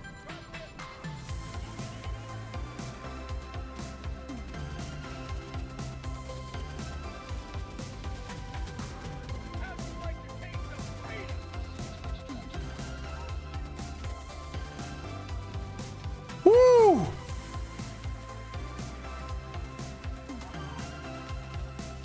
Go! Oh, you didn't reload, you fool? Damn. Completely unrelated, but have you and Aaron watched Our Flag Means Death? Genuinely the funniest thing that I've seen in years. No, I can actually say that we have not seen that. What is it? Is it a series that's on a streaming service or what is it?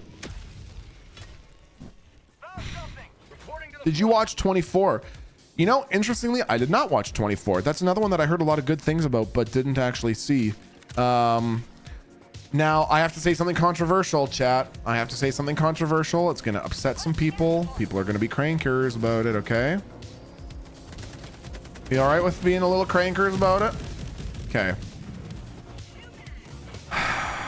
I really could not get into The Wire. I couldn't do it, man. I could not get into The Wire. I watched the first like 10 episodes and I just couldn't do it. I don't know. I just could not give a shit about the characters. I couldn't remember any of their names. I don't know, man. I couldn't, and I've heard how good it is. I think it's still like the single highest rated series on IMDb. Just couldn't get into it, man. Also, The Expanse sucked, says Lexi. Whoops. Yeah, I've had a hard time getting into The Expanse, but I haven't given up yet. I might have given up on The Wire, but I haven't given up on The Expanse yet. I believe I can do that. You are DB Cooper. Did you hear how they think they've caught DB Cooper? They're pretty confident they know who DB Cooper is now. Through that real interesting revelation. I think I showed you the picture too. It was back during one of our Enshrouded streams.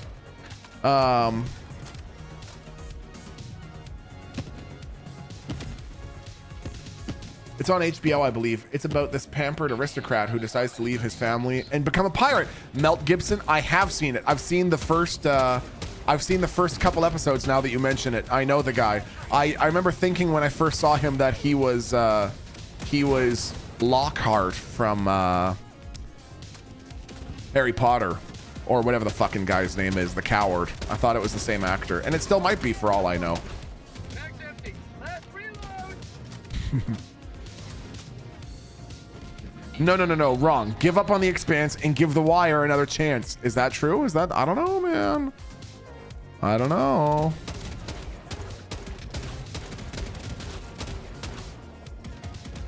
Out of ammo.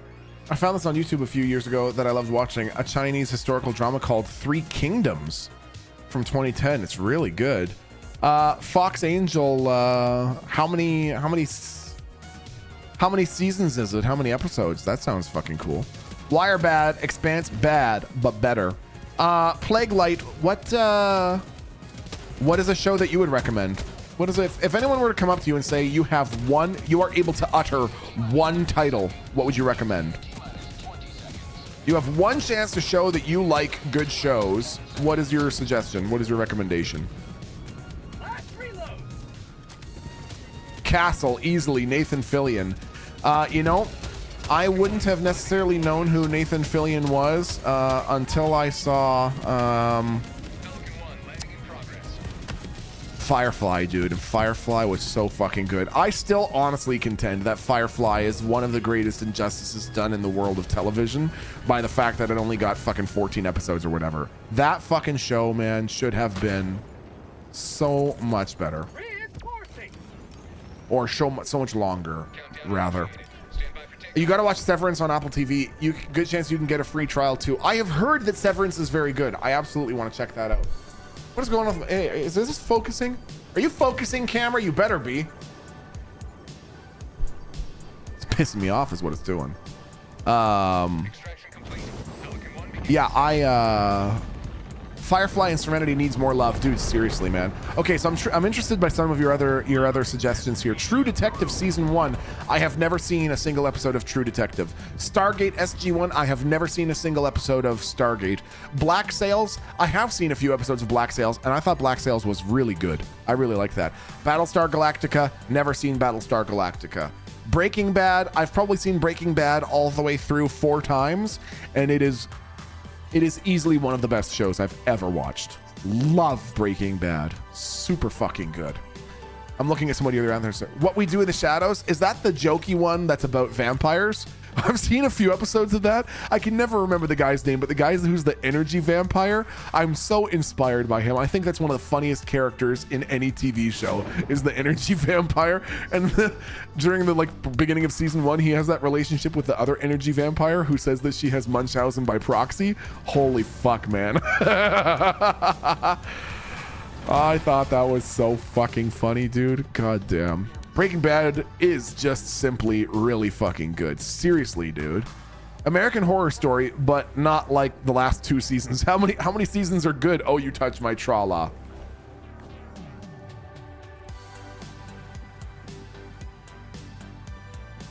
Okay, my turn. Are we doing another mission or what?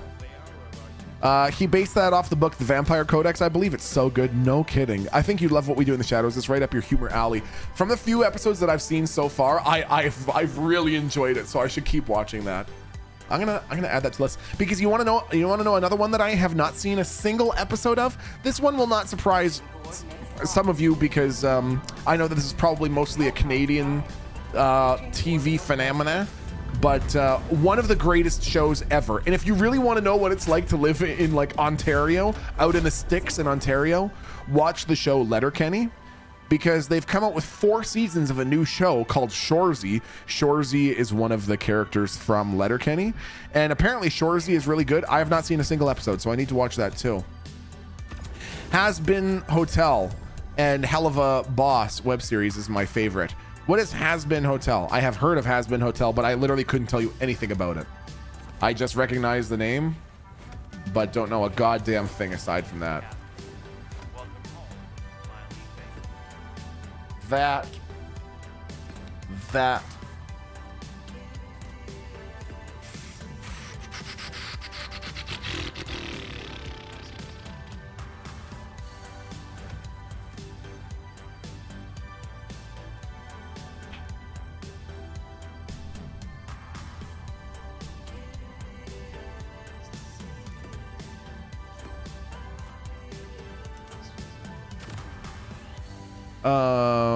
The What We Do in the Shadows movie is also incredible. Really?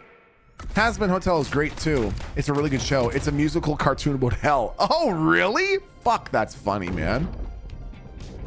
I'm currently watching through Goliath on Prime, and it's been pretty good. What's that been about, Joker? Oh, man. Aaron and I just watched all the way through...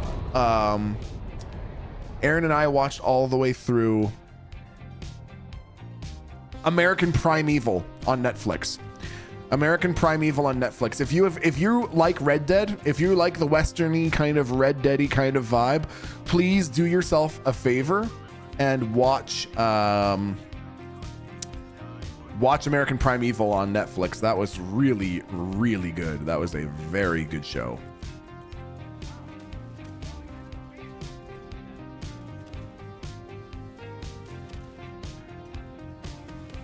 Has Been is like Disney, but for grown-ups. Oh, that's funny. Okay, let's see here.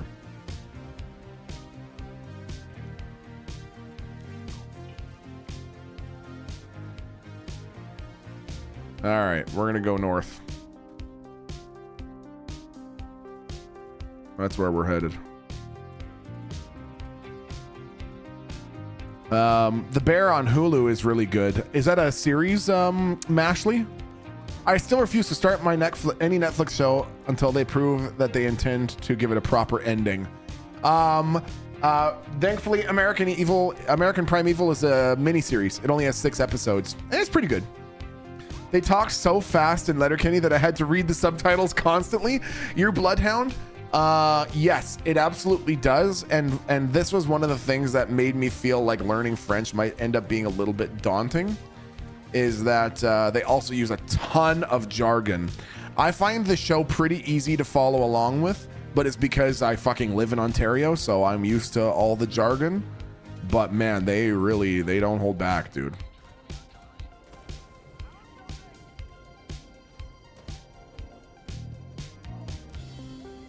It's a cooking show. It's intense. It's Jeremy Allen White. Is that a known person? A known celebrity? A known name? I confess, I don't know any famous any famous people in the world of cooking shows, aside from the ones that I grew up with, because I grew up watching Emeril Lagasse on the Food Network. Bam, bam. Those were the days, chat. Remember those days? Remember the Emeril Lagasse days? Bam.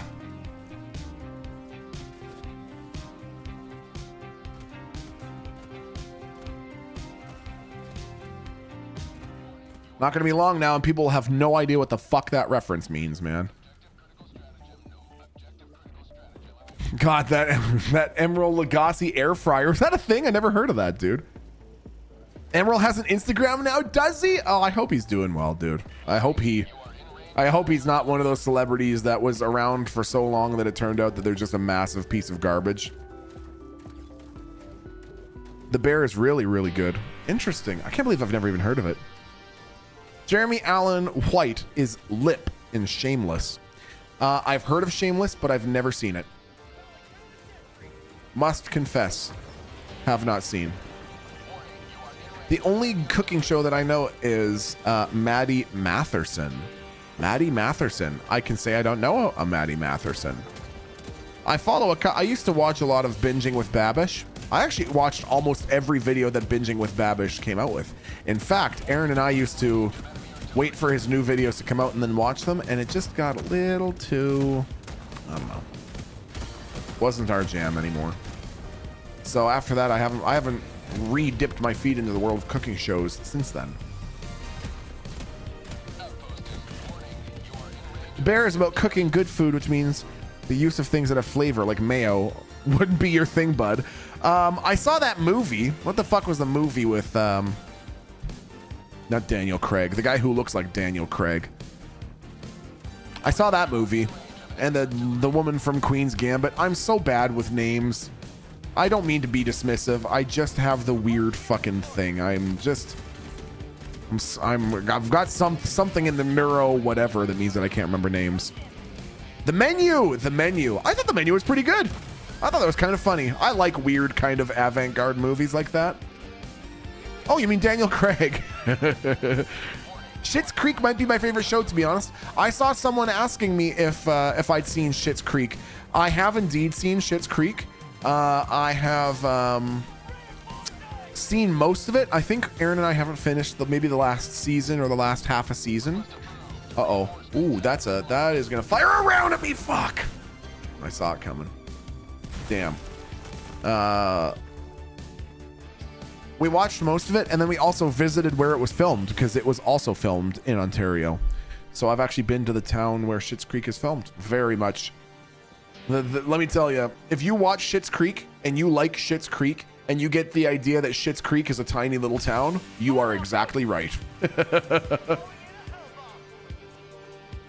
Holy fuck, this is a big base. With cannons. Not great.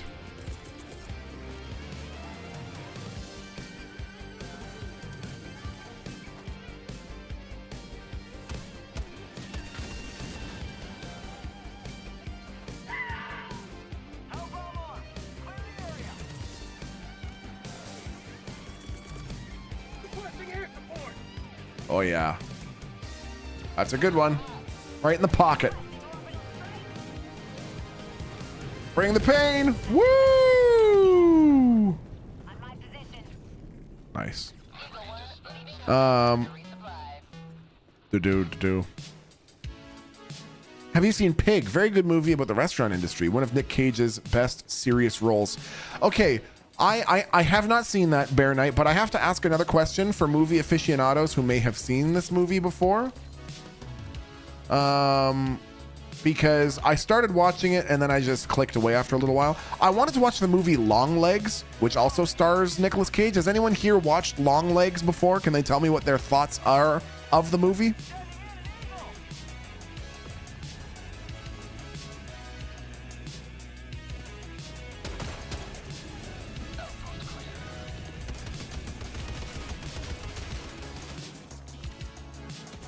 It's weird, but good. Long Legs was nutty. I really liked it. Okay, I'm gonna have to check it out then. I like movies that are weird. If they're super, super dark, then sometimes I gotta be in the right mood for it. But I would love to see. I'd love to check it out. It looked like a good movie. I really liked some of the recent movies that Nicolas Cage has been in, and I thought his performances were really good too. For example, what's the movie? He came out with one quite recently where the point of the movie is that Nicolas Cage starts showing up in everybody's dreams. It was such a funny plot. He plays the role of this sort of nerdy, quiet, like middle-aged dude, and the point of the movie is that he starts showing up in people's dreams, and then their dreams start getting more and more fucked up, and they start like complaining. He's like, I don't know what to do. I don't understand why it's happening. Anyways, it was a funny movie. I recommend checking out that one if you haven't seen it yet. Dream Scenario, that's the one. But I haven't seen Pig yet. That's interesting. Beau is Afraid. I also have not seen Beau is Afraid. That one I was going to watch for a while, then I heard that it was super artsy fartsy, which is not bad, but I just heard that it's a bit of a slog because it's also like a 3-hour movie.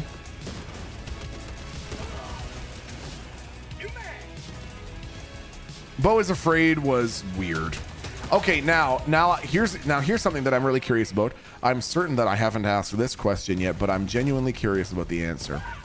Has anyone here seen, and can they relate to me, what is it like, the second Joker movie, Joker Folie à Deux? Because all I heard is how fucking absolutely unforgivably terrible it is, and that they turned it into a musical, that there's like 5 full-length songs that they sing in it. I heard it's not as good as the first one at all, and that is exactly what I had heard as well.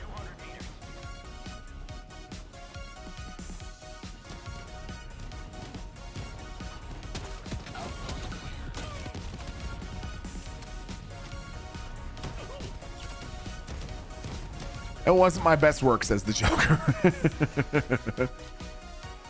Did that dude just disappear? That dude just disappeared. Requesting vehicle.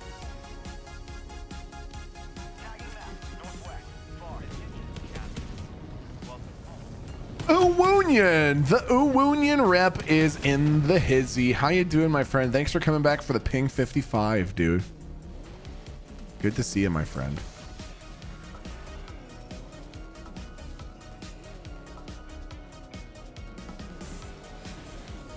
Don't rock at me, bro.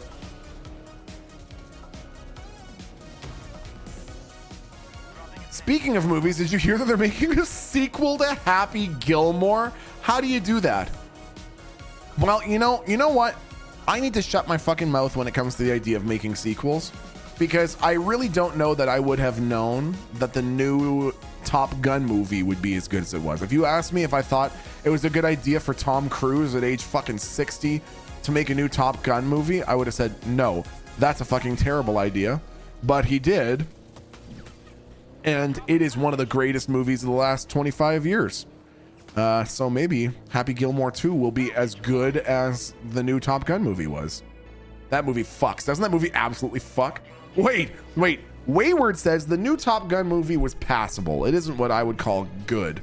Okay, Wayward, everybody turn your attention to Wayward. Wayward, what would you say is a good movie? And it better not be some fucking cop-out like Lord of the Rings. What is your idea of a good movie, Wayward? Chat, get your judging pants ready. Stare, get ready, stare, and get ready to have a very judgmental opinion about Wayward, okay? Wayward is going to tell us what a good movie is. Give me a sec, I have a lot to choose from, you bullshitter. You're looking up IMDb aggregate scores.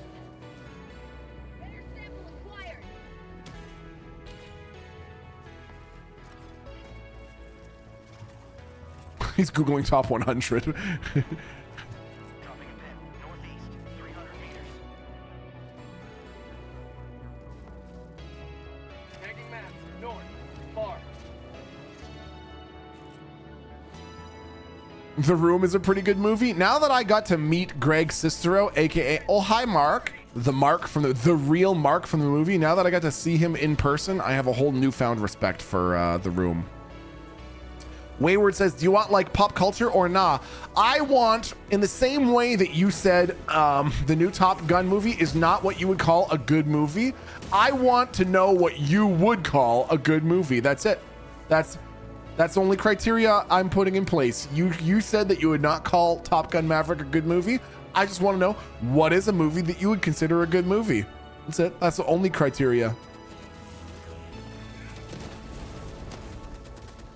Found something. You want to shoot him in the back there, dude? Thanks, Kai.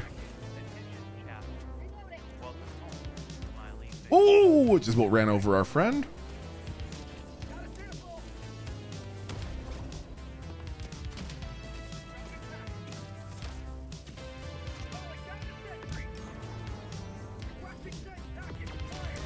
I mean, yeah, Lord of the Rings is on top. The Hobbit was awful. I'd put all three Back to the Future movies up there for sure. It basically tells a story, a solid story, and isn't derivative of itself. Okay, chat.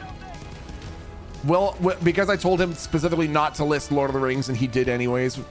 We'll go with Back to the Future. Chat, what do you think about the claim that Back to the Future is a good movie where the second Top Gun movie is not? What is your opinion of that?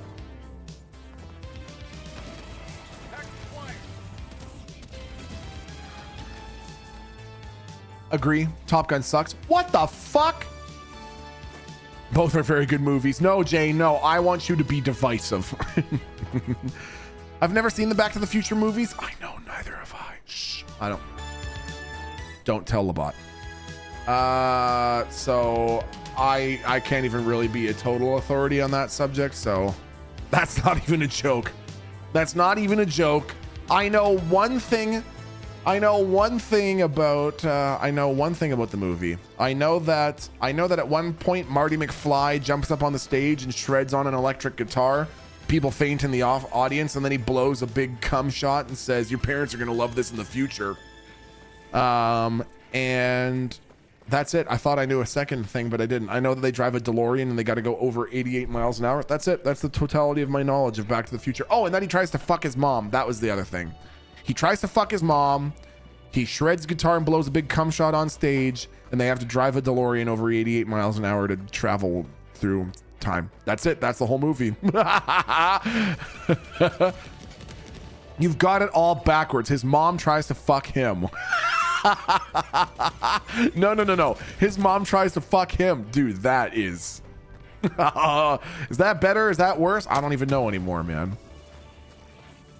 It has just the right amount of incest. First one's free. Oh my god.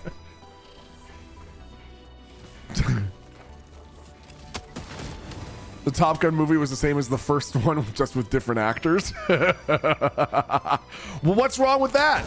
Every Back to the Future movie's the same. It's just with the same actors. Dropping back. New mag. Dropped it.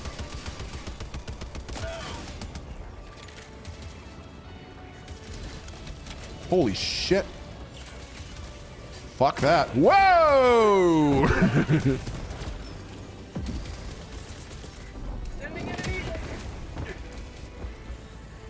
Democracy's on its way. Okay. Woo! How would you know? You've never seen them. I know, but listen, I don't have to watch too many movies of dudes trying to fuck their moms to know what they're all like. You know what I mean? Labat would agree with me on that one. I know Labat likes the movies, but Labat would agree with me that you don't need to watch too many movies about dudes trying to fuck their moms before you've really seen them all. You know what I mean? I'm so angry at that statement. I would normally intimate that I was going to try and take over Canada, but yeah, Jesus, dude. Aye, isn't that the fucking truth? I'll take some ammunition. Thank you. No, scientifically, you have to watch them all. Yeah, I mean, that's fair. Do they end well? Is the Is the trilogy good? Like, are each of the movies good? Or is it like, yeah, everyone agrees, you watch the first two and then the third one you just kind of suffer through? You know what I mean? Some people feel that way about series like The Godfather.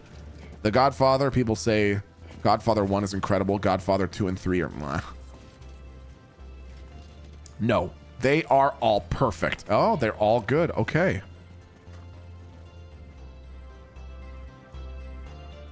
They are the sci-fi Lord of the Rings. Man, I'm going to have to give them a watch. Baby T Pike 1 is getting to the point now where watching movies is kind of an activity.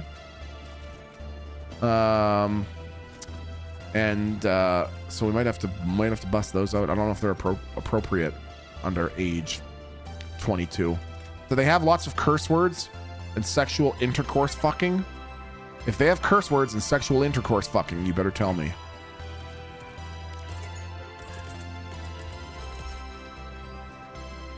Going down a vehicle. No, like none. They're peak Spielberg. Ah, okay, good. See, how did you figure down there was as good as up here?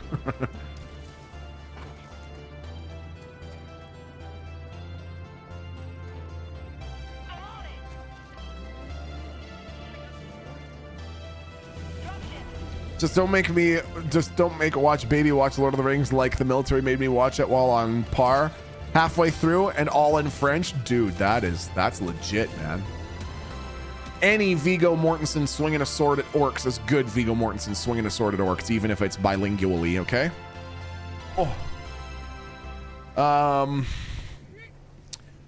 So my dad used to make us watch movies with sex in them, and then in the middle of the sex scene he'd say, "Hey, what are they doing?" And we would just get crazy embarrassed. Are you fucking kidding me, Butter Piglet? Are you kidding me? Are you kidding me? I would hate that so fucking much. My dad used to make us watch movies with sex in them, and then in the middle of the sex scene, he'd say, "Hey, what are they doing?" We would just get crazy embarrassed. That is peak dad energy, dude. That is absolutely peak dad energy. What a Chad. Jesus Christ. Dropping a pin. Southwest. 300 meters. That's my dad. Yeah, right. Okay, get in, idiots. Get in, dummies. We're going for a drive. Where's this fucking dill hole going? Hey, jackwagon, get in the fucking car. Allied destroyer joining squadron. Deploying Helldiver. We'll see what this person's dropping in. Nice. Hop on in, fucko. Mission at 20 minutes remaining.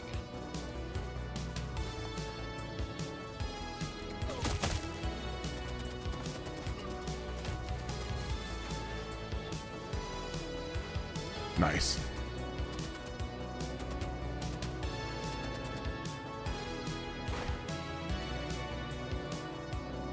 These things are not easy to drive, and if you flip them even once, they're not like warthogs from Halo, because you can flip those over. If these roll onto their fucking hood for a second, they set on fire and they're fucked and they blow up. Okay, Labat says, I once found a blank VHS tape in the house. I have a brother 9 years older than me, so I thought this was part of a stash. Nope, turns out I almost watched my parents conceiving me on accident. I ran outside and threw this tape in a storm drain. I don't even know what that would do to me, man. I don't know. I don't know that I could recover from that. That would fundamentally change me. See my dad just porking my mom. Pull! Shit.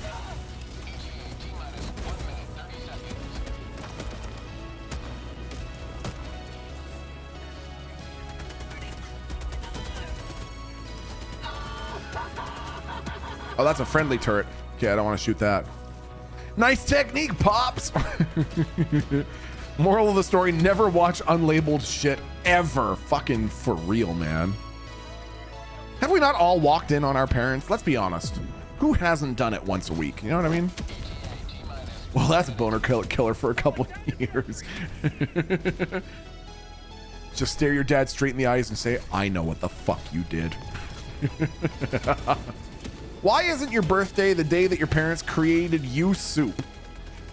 You know, mostly probably because of the term you soup. Uh-oh. Hurry. Why are you not reloaded? Why? I just reloaded you. I just reloaded you. Go.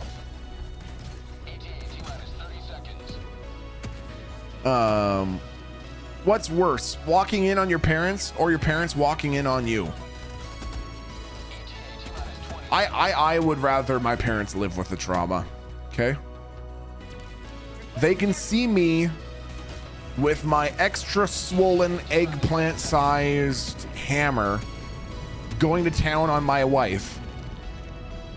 But I don't want to see the other way around. I don't want to see them going to town on my wife. Pelican 1, I have visual on the extraction zone. Pelican 1, landing in progress. If I had $1 for every friend's dad that I would pay to walk in on, though, that was wildly descriptive. Is it purple like an eggplant too? Yeah, and it's swollen at the far end. You know how it gets kind of bulbous? It's the same way. The only appropriate reaction to that is the next morning or day you give your dad a fist bump and you say jolly good form, and then you make extended eye contact. I would just look my dad straight in the face and say, I don't want another sibling. Because you never thought of this move, Dad.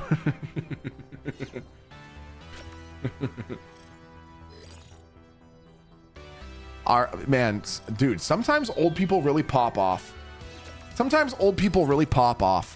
Aaron and I are on good terms with one of our neighbors in our little area. He's a good dude. He's like 85. And this is years ago now. This story that I'm telling you is probably about 4 years old. Yep, it was probably about 4 years ago. Maybe even a little more, 4.5 years ago. Anyways, Aaron and I were sitting on our front porch and we had that Stunden glass. For anyone who doesn't know what the Stunden glass is, it's called a water bong. Anyways, and it was like the first time we'd had it. So we had it on the front porch and Aaron and I had a few rips and we were absolutely fucking just toasted, just ripped as fuck.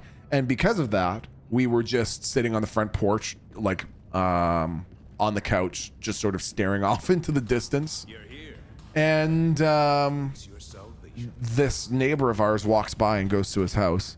And a couple days later, Aaron and I are going for a walk, and he was like, "Oh, hey, Milton, I was hoping I could talk to you for a minute. Could you come over here, Milton?" And I was like, yeah, okay. And I went over, and he's like, "Well, how are things going, Milton?" And I was like, fine, thank you. How are you?" And he's like, I'm okay. How are things with you and your wife?" And I was like, fine. We're good, thank you. Are you okay? And he was like, "Are you sure everything's okay?" I was like, "Yeah, everything's fine. Can you tell me what this question's about?" And he says, "I just noticed the other day you were sitting on your porch and you seemed very quiet. And I was just wondering if it's because you were having a hard time conceiving a child." He said that. I swear to you on my fucking life, cross my heart. He said, "I saw you sitting on your front porch and you seemed kind of quiet. And I was wondering if it was because you were having a hard time conceiving a child." I was like, what? How the fuck do I even respond to that? You want to know how I actually responded to it? This was how I actually responded to it. I think I first laughed and then I said, "Oh, no, that's not an issue at all. Don't worry about that. And also, don't talk to Erin about this." She would probably not respond as politely as I am. So don't talk about this. Can be just a conversation between you and me. I couldn't believe it. Of all the things to suspect, like how is it settling into your new place? Are you enjoying living in this part of Toronto? What do you think of Ontario? Nope. It's, hey, seems like you and your wife were pretty quiet. It's because you're having a hard time conceiving a child. I can show. And I was like, "What do you mean by that?" And he was like, "Oh, you just gotta get on top and you just gotta get it this way and you get it going like that, and then you gotta get it bent over this way and you gotta get it like that." I I was like, what is this? I don't need the instructions, man. 89-year-old dude just humping my recycling bin in front of my house. You just gotta get in there deep, like, just get in there. Get in there. That's all you gotta do if you're having a hard time conceiving a child.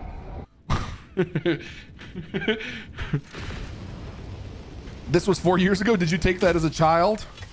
As soon as he saw us pushing a stroller around the neighborhood, he looked at me and gave me a wink and a thumbs up, and he was like, I knew you had it in you, kid. I knew you had it in you. You just needed my tutorial on how to get in there and just go through.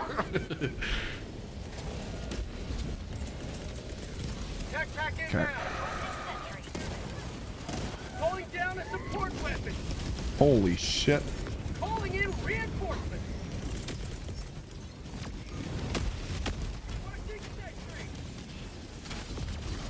Holy shit.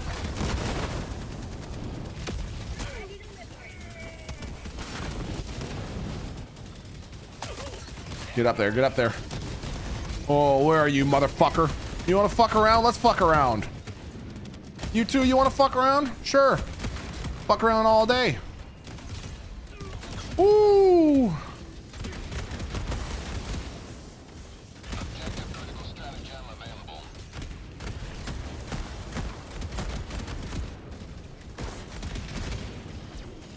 Sit down. Objective critical stratagem no longer available.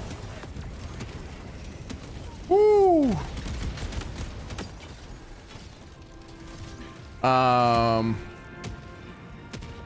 And then he faded away like a force ghost. Yeah, that's what it was. Exactly. And then he faded away like a force ghost. All right, where's this goddamn drop ship? Aha!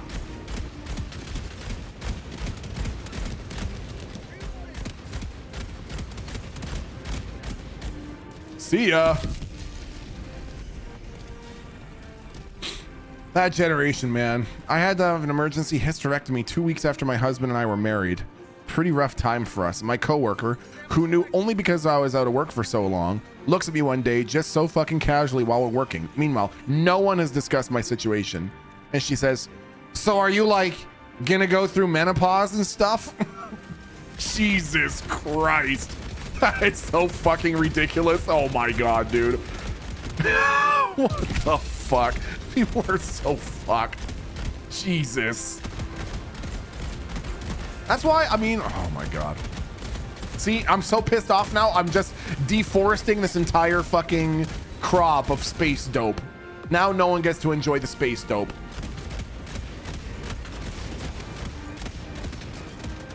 Woohoo! That's fucking awful. That is so fucked. And you're so right. It is that that generation, man. They just do and say some weird shit, man. I love that this game gives you an AT-AT. I know, isn't it fucking sick? Democracy's dignity maintained. There. Can't leave anything behind for the bots. Goddamn dirty monsters. Vehicle. Okay. The black and red color scheme in Helldivers is so good. Isn't it fucking good, man? Oh my gosh.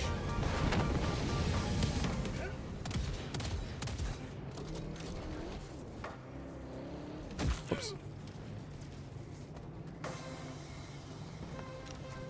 Nice. Okay. Passenger number one.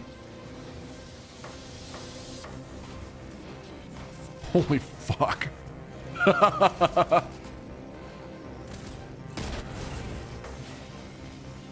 Get in, you jabroni. Nice.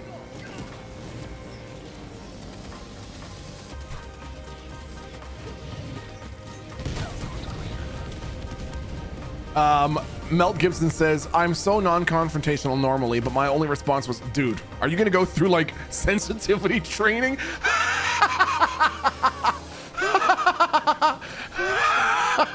That's an excellent response.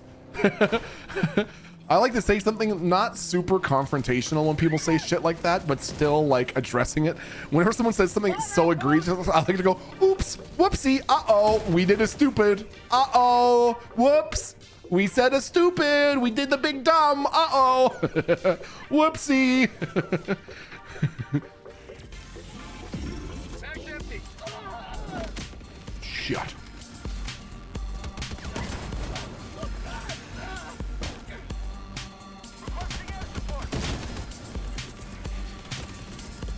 Requesting air support.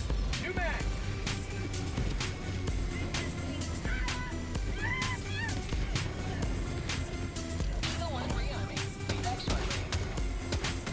Reloading.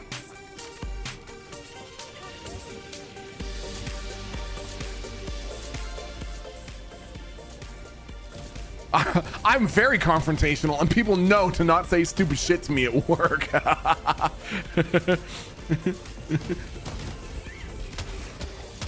Okay, Medalist, you're up. Medalist says this is some yoinky sploinky shit. It is some yoinky sploinky shit. This is supposed to be synthwave. Name a genre of music and I'm gonna put it on. You name a genre and I'm gonna put it on right now, okay?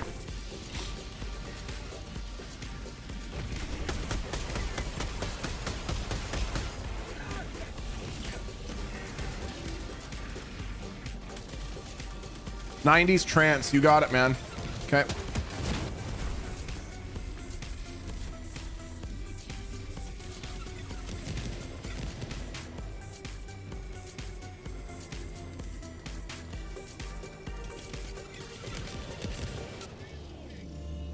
Here we go.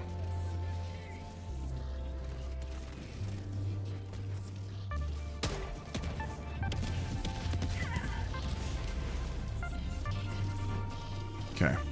We're gonna trip balls, chat. You ready to trip the fuck out, chat, or what, dude? Requesting air support.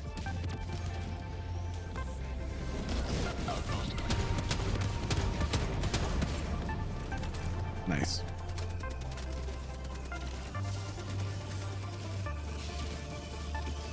Tagging map. West. 100 meters.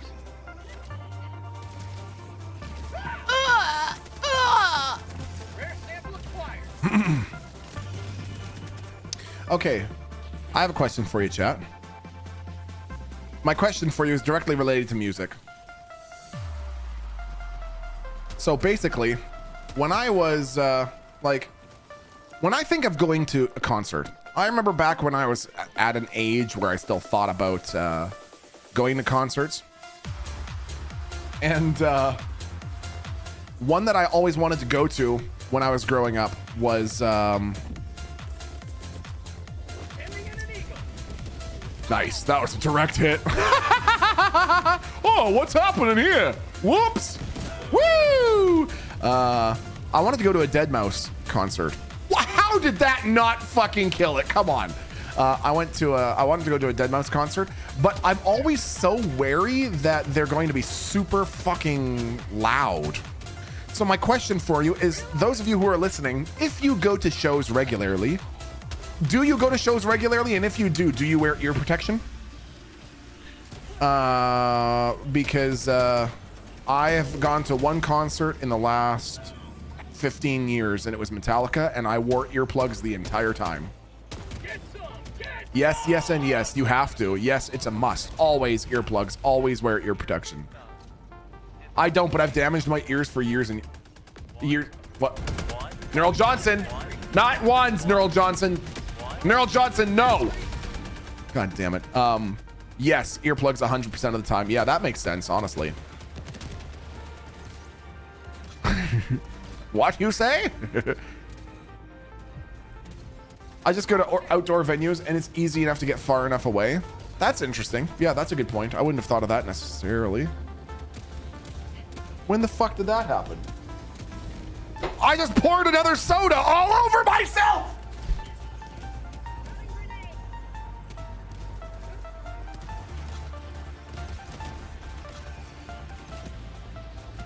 God damn it. How?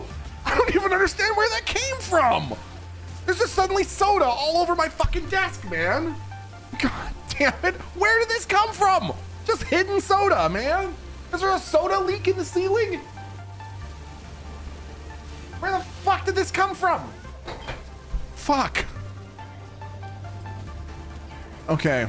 Nerl Johnson says, gotta go with Breaking Bad. It is the most overrated and boring show fucking created ever, period. Whoa! Nerl Johnson, you can't fucking talk about Breaking Bad like that, man. God damn, dude. Goated opinion, not goated opinion. No, no, declined. Holy shit, real. No, based, holy shit. No, Hank! Hank! Another triumph from managed democracy. May liberty guide your destruction. Say hello to democracy. Woo! Okay. Dropping a pin. Southeast. Far. Is our car here? Yes, it is. Just a little ways away. Dude, how do you spill so often? I really fucking don't know, Joker. I really don't know. It happens all the fucking time. It happened when we were streaming the other day, and then I went upstairs and I was trying to load the dishwasher. And while I was talking to Aaron, I was like making dinner, loading the dishwasher, and trying to talk to Aaron all at the same time. And I managed to knock over like 1 liter or fucking a tall boy sized shaker cup full of ice water. And while trying to catch it, knocked over a baby bottle full of milk. I don't know how this happens. I don't get it. Some people must just be fucking clumsy because I'm trying to be careful and measured, and I just do shit like that all the fucking time, man. You and milk, Milty, and it's almost always milk. I don't know why. Milton is Captain Uncoordinated, seriously.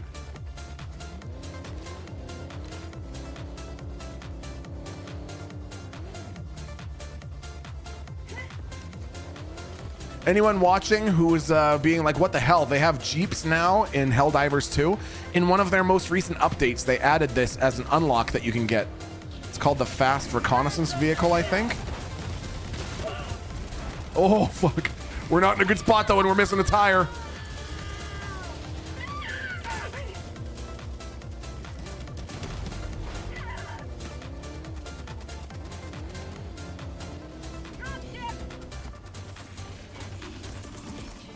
Requesting air support.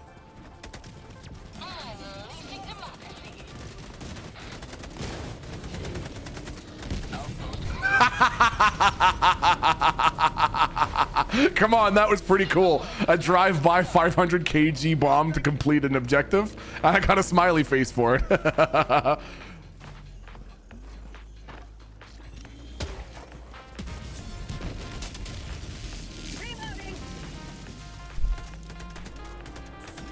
Come on in, dummies. Get in, idiots. All right. Suit your fucking selves. We got other places to be anyways.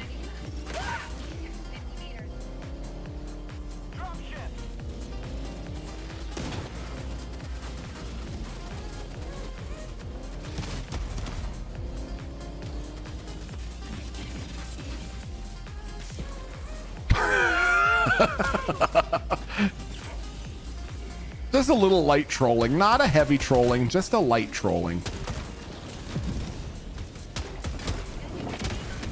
Objective critical stratagem available. You're missing a tire. We are missing a tire. This is true. Wow, that was a good one. No longer available. That was our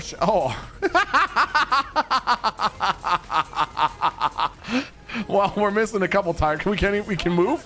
Can we move? Oh, we can still go. No fucking tires whatsoever. Fuck it, who needs it, man? Fuck them, who needs them? Okay, I guess we do need them a little bit. That is 1 minute and 30 seconds.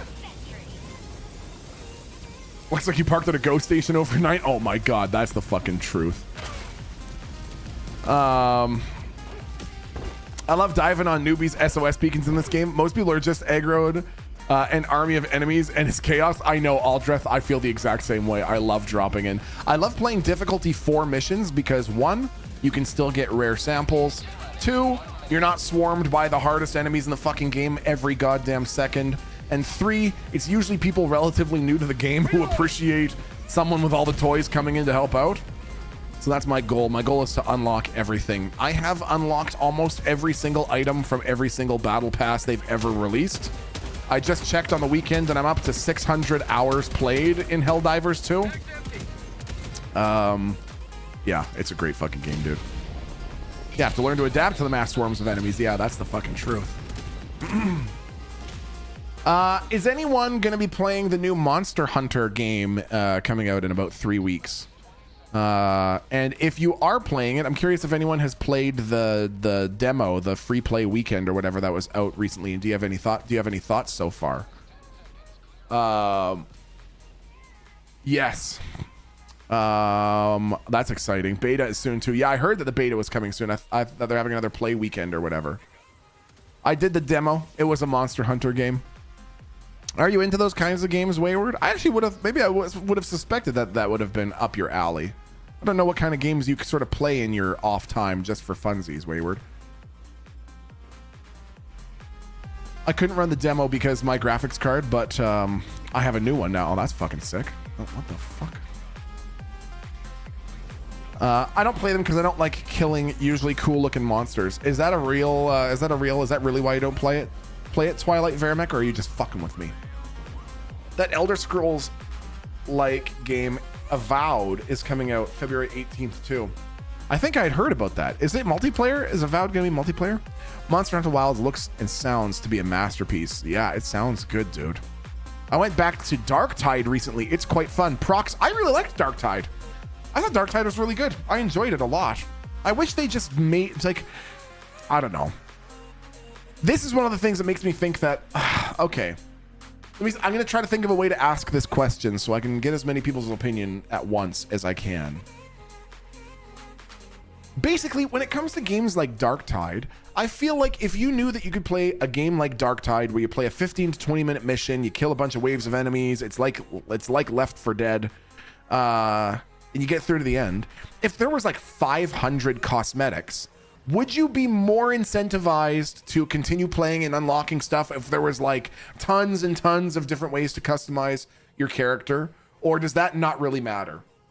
Whenever I see games like this, I just think to myself how much easier their business model would be if the only thing that they did was just had a team of people constantly churning out cool ways to customize your character, rather than coming up with 3 variations, putting them all in a microtransaction store and saying that you have to pay $9.99 to unlock them. I just felt like if you want people to play your game, give them stuff to unlock, make it cool, make it customizable, you know what I mean? Like League of Legends. If I could be totally honest with you, I've never played League of Legends, never even turned it on. I'm a dirty, nasty, whorish, greedy little cum slut for customization. So am I, dude. I'm a dirty, greedy little cum slut for customization too. Do you need to buy every premium pass, or is premium a one-time purchase and you get them all? I mean, I don't even think they should have premium. I don't know. I'm not a big fan of the model, like the premium pass thing. I don't mind the war bonds in this game because I don't mind the war bonds in this game because they never go bad. You never have to worry about FOMO. Once a war bond is out, it'll always be out. But I don't really like the battle pass thing because it just is designed to like bully people into playing your game because they don't want to miss out on the shit. You know what I mean? Oh shit, Milton playing Helldivers? Dude, I fucking love Helldivers. I'm level 118. Probably gonna hit level 119 today. I fucking love Helldivers. Have you ever messed around with World of Tanks or World of Warships? Tanks is extremely punishing to noobs, but I've played Warships on and off for like 8 years. Much more forgiving and better paced battles in my opinion. Algernon, I have not played it, but I've always wanted to. I think I remember seeing Classy Packs playing it some time ago, and had like was like dressed up for the part and shit like that. So yeah, so I want to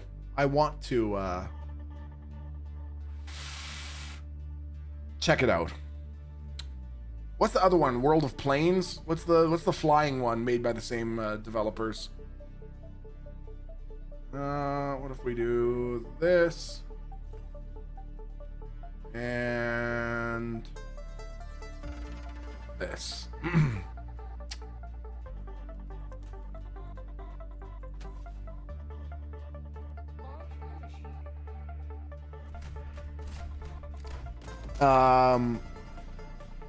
War Thunder, that's the one. War Thunder is the game that I was thinking of. Is World of Tanks and World of Warships, is that made by the same people that made War Thunder, or are those different companies?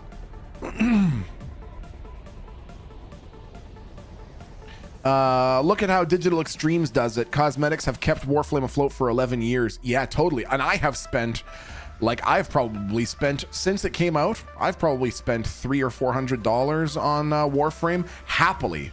I have happily spent that money. That was money very well spent, because I loved the characters that I played with them, and I played them for hundreds of hours, and happy to do that. Same with Path of Exile, man. I'll happily pump some money into Path of Exile cosmetics.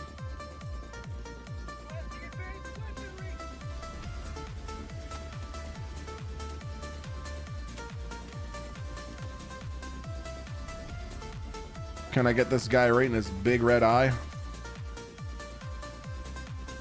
Oh, fuck. Oh, fuck.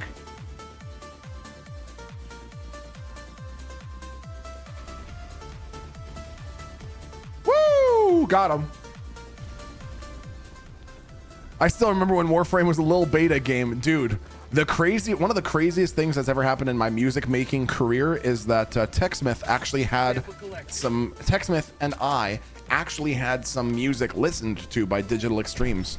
I've played it on the channel a few times before, but the Digital Extremes team was listening to some of the music we made for the possibility of making some of their background ambient music.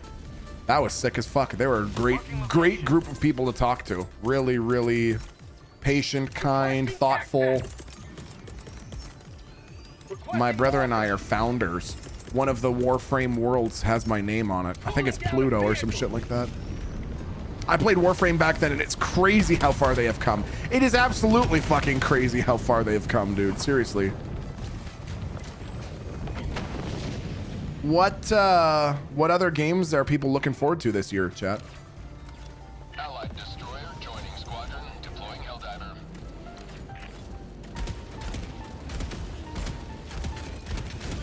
Games and or movies. So, and I have a related question that I'll ask afterwards. Killing Floor 3? Dude, when is Killing Floor 3 coming out? I fucking loved the first two Killing Floor games. Kingdom Come, Deliverance 2. We should play that game. That one's coming out really soon. Isn't it like tomorrow or in a week or something like that? February 11th or something?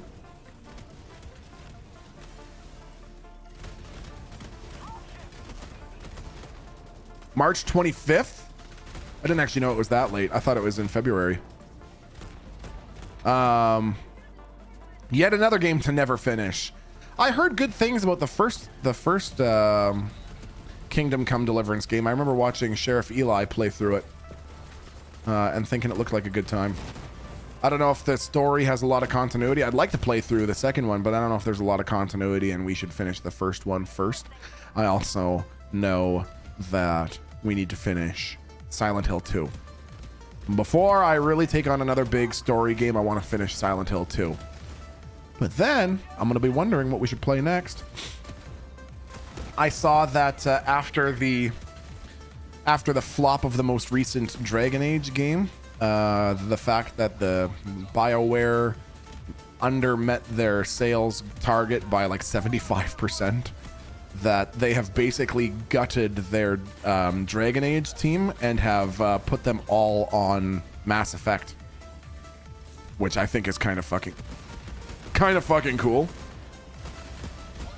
The fact that they are going to be working on another Mass Effect title, if they get it right, man. I swear to God, if they try to reinvent the fucking wheel like they're doing with Dragon Age, though, I'm gonna be pissed. Just give us a goddamn Mass Effect game. Don't fuck it up with a bunch of bullshit.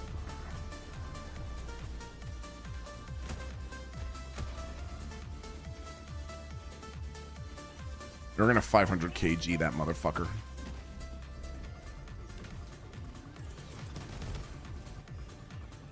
Sending in an Eagle.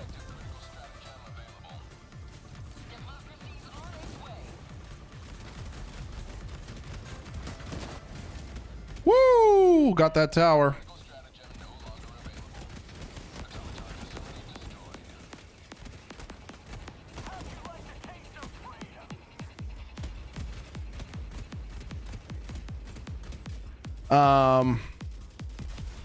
Whoops. Okay, give me 1 second to deal with these assholes.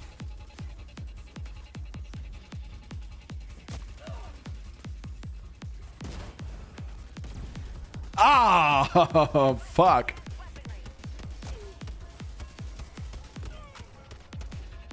Throwing grenade. Catch that. Catch this. Catch this. Ah, fuck, I'm all out of grenades.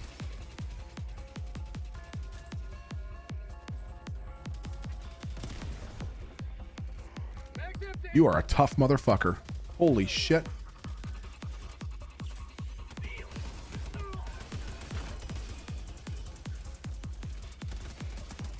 Mag's empty. Damn these. Ah, fuck. Holy shit.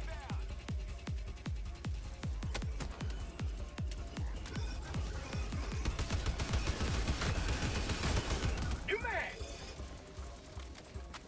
All right, you motherfucker. There we go.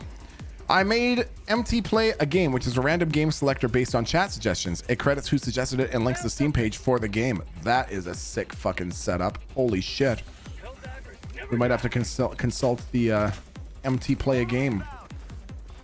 Not a fan of the Dominator. I can't remember. Is that the one that has the jet powered rounds? If it is, I'm actually not a big fan. Whoops.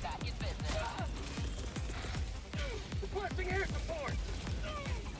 Enjoy. Woo! I miss old school gaming. It just doesn't feel the same anymore. What would you say feels like old school gaming? I agree. Like, I agree with what you're saying, but what would you say? What did you say is an example of something that still feels like old school gaming? Or when you think of old school gaming, what does that criteria mean for you? Drop ship. Woo!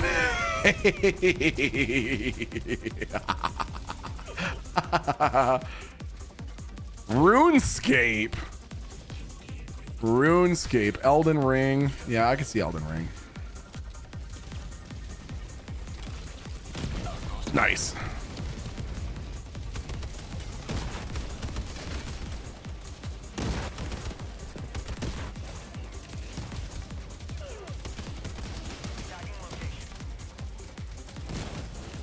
Oh, that's a lot of enemies.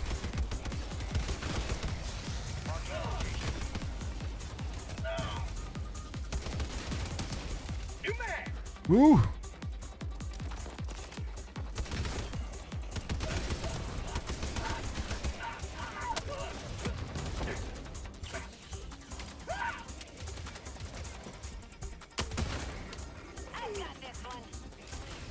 Have a taste of democracy. Whew. Okay. Okay, now I introduced my son to Donkey Kong Country, Super Metroid, and Legend of Zelda: A Link to the Past, and now he wants to play all of them. Those are great examples of good old school gaming, man. For me, it's split screen couch co-op parties. When I think of like good old fashioned, good old gaming, there are two real. There's a game that really sticks out at the top of my memory because to me it was one of the most quintessential couch co-op games ever. And I'm curious if anyone here has actually played it. I think I've mentioned it once or twice before, and the most common response I get is, "What the fuck is that word that you just said?" Did anyone here for the Nintendo 64 play the game Iggy's Wreckin' Balls? Did anyone here play Iggy's Wreckin' Balls? Reloading. Or was it literally just me and Tech were the only two people in North America who played that fucking game, dude? Tech and I played the fucking shit out of Iggy's Wrecking Balls, man. I loved that fucking game. You never heard of it? Dude, it's so good, man. Iggy's Wrecking Balls was like this sort of competitive kind of racing, kind of battle royale, kind of. Dude, that's apparently on the Nintendo Switch. Don't fucking lie to me. Are you serious, Aldreth? I will shit my ass out of my dick if it's on the Switch. Playing with Iggy's balls. What the fuck? I got kicked from the game? What the fuck did I get kicked for doing the entire goddamn thing myself? Are you fucking kidding me? What? I fucking did this entire mission myself. What do you mean I was kicked from the fucking game? You know, but one thing I will say to the credit of the devs, Arrowhead, if you're watching right now, if any of the fucking Helldiver devs are watching, thank you for changing the system so that when some fucking idiot like that kicks me out of the game for literally no goddamn reason, I just get put in my own instance. I would so much rather that, dude. That is so fucking stupid. Assholes. I don't even need to be in a level 4 mission. I was just here to help you. SOS? Oh yeah, SOS. Rihanna. Good girl gone bad. Okay. I can confirm that Iggy's Wrecking Balls is on the Switch N64 emulator you get with online sub and expansion pack. That's fucking crazy, man. I've been dropping back into Helldivers after a while of not touching it. What's your favorite loadouts and new additions? Just when I thought I was done with it, I'm now addicted again. Dude, too many Bothans. First of all, great fucking name. Love Bothans. Great species in Star Wars lore. I'm loving it. They added this new, I think it's a submachine gun that shoots heavy piercing rounds, or medium piercing rounds rather. And it is a fucking workhorse, man. Let me tell you. Ouch. Okay. Nice. Excuse me. Excuse me.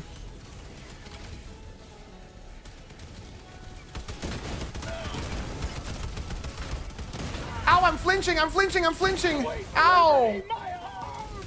Ow, you're making me flinch. Don't make me flinch.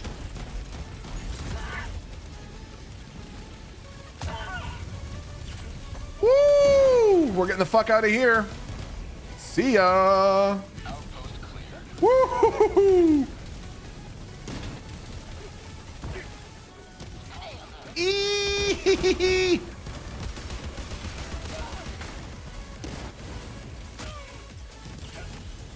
Fuck you, man! Don't fucking shoot a rocket at me, bro!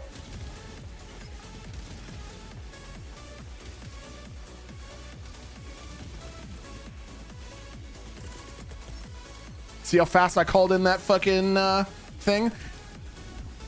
Okay. They're not gonna be in Helldivers 3. Dude, good joke. Too many Bothans. Good joke. Classic humor, dude. That was awesome. Yo, what the fuck? You kind of look like Schmeg the Sorcerer. What do you mean I kind of look like Schmeg the Sorcerer? I can't kind of look like Schmeg the Sorcerer if I am Schmeg the Sorcerer.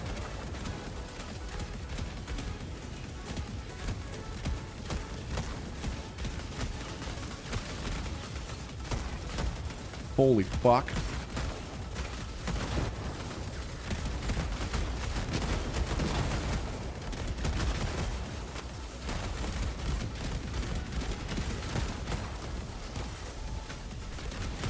Dude, that is a lot of rockets flying everywhere.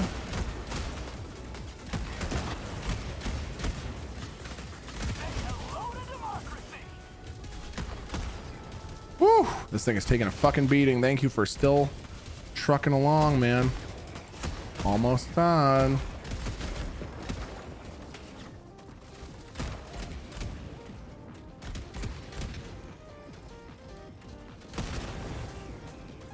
Whew, okay. Where's the goddamn terminal? There it is.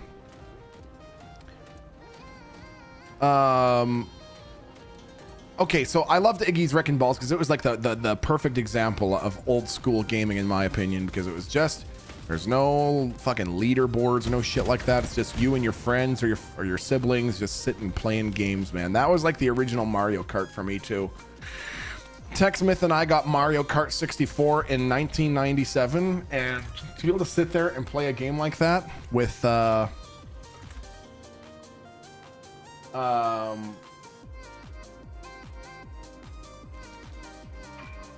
loved being able to sit there and play a game like that side by side. That blew my fucking mind. And I've already talked about how this is in my opinion. So I would say this also counts as old school gaming. And I'm curious if anyone else out there would agree with me. I would say what also counts as old school gaming was Battlefield 1942. Anyone remember Battlefield 1942? Dude, that was some old school gaming. No battle pass, nothing unlockable, just multiplayer servers that you could join and just get into planes and fucking crash them into the ocean and shit. I just reinstalled it last night. Are there still servers up for Battlefield 1942? I was literally wondering this the other day. I was thinking, I wonder if there are still servers up for 1942. Used to dogfight all the time. Wasn't that so sick, man? Fuck yes. Also Battlefield Vietnam. You know, in my entire life, if you were to ask me what are the games that I think I am decent at, I would say I think I'm decent at Helldivers. I would say I think I am I'm decent at Helldivers. I think I'm pretty good at Red Dead Redemption 2, and I am undefeated at flying helicopters in Battlefield Vietnam, dude. I used to know the exact hitbox of the tree models that they would use, and I would just be zipping around, fucking picking people up, dropping them off, doing helicopter stuff.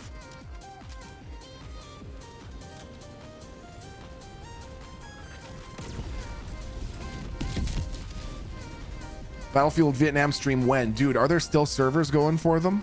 Even the music is still in all of our heads? God, that is the fucking truth. Iconic. Absolutely iconic soundtrack. Ride of the Valkyries as you're going into battle, dude. I miss the Bad Company's days. Those games are what really got me into Battlefield. You know, I've heard that. Like, that is not an uncommon conclusion.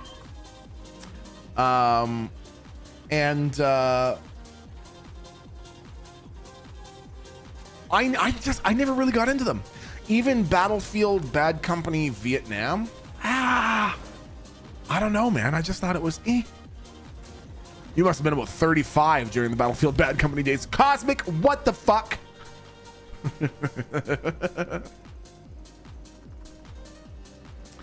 Hey, Cosmic, I checked yesterday. Did you know that I think I qualify for Scottish citizenship right now? I could just walk into the immigration office and say hello, and they'd say, "You are Scottish. Welcome to Scotland." I thought you'd like to know that. I thought you'd be proud of me. Okay, so I'm gonna go ahead and call in. You would have if you would have chose to adopt me when I was under 18. Instead, you left me hanging. I was not comfortable doing anything with you before you were 18, you motherfucker. I didn't know you were Scottish. I'm not. They just sent me a letter in the mail saying, we like you so much, you can be Scottish if you want. I was like, really? And they were like, yep. You're just that fucking cool, dude. I like your loadout. I like playing with a medic setup too to heal and resupply people. It might be whatever to others, but the stim pistol is my favorite item they've ever added to the game. You know, Area, weirdly enough, that's the one item that I don't use.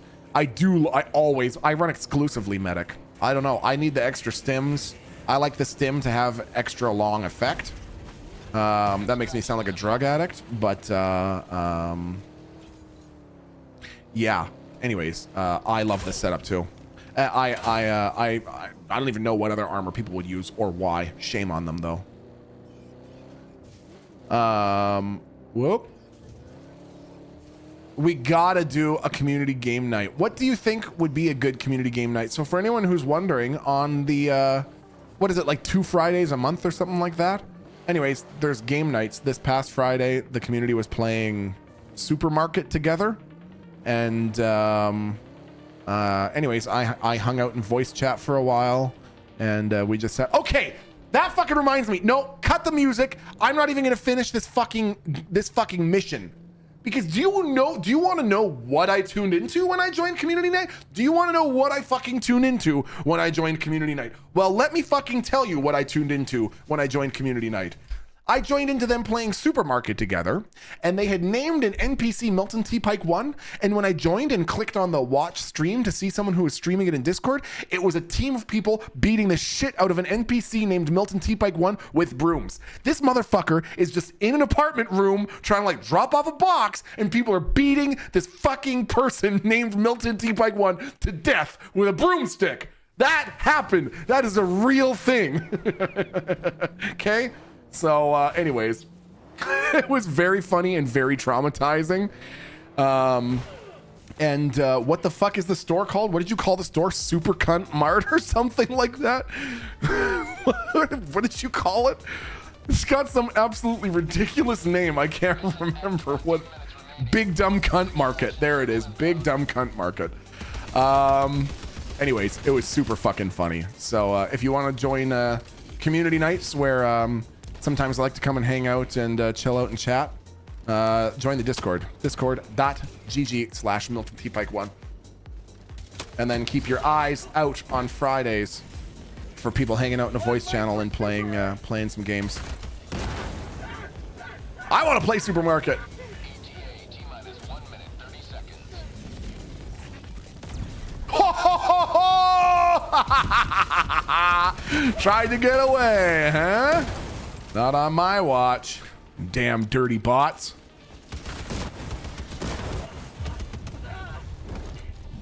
Woo! Oh, shit, man. Come on. KFC dating sim would be pretty sick for game night. What the fuck is that? Oh, I just nuked my fucking car. Dude, where's my car? I never saw that movie. Even though I grew up right in the era where that's like our generation. I never saw it. Dude, where's my car? Whoa.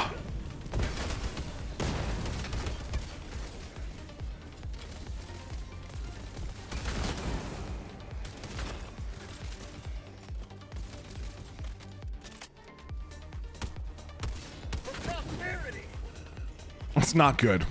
That said, you should totally watch it. It's all right. Harold and Kumar is better in my opinion. You know, I think I might have actually seen Harold and Kumar, because Harold and Kumar is the one with an appearance from Neil Patrick Harris, right? I think I was not expecting to see him in that movie, and then he was in that movie, and oh, fuck, what the fuck is that? Democracy's on its way. ETA T-minus 10 seconds. Woo!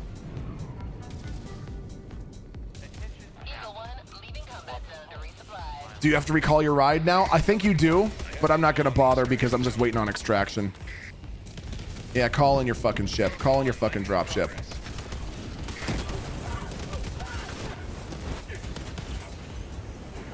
Call in your fucking drop ship. I want you to. I want you to call in your drop ship. Here you go. Here you go. Merry Christmas.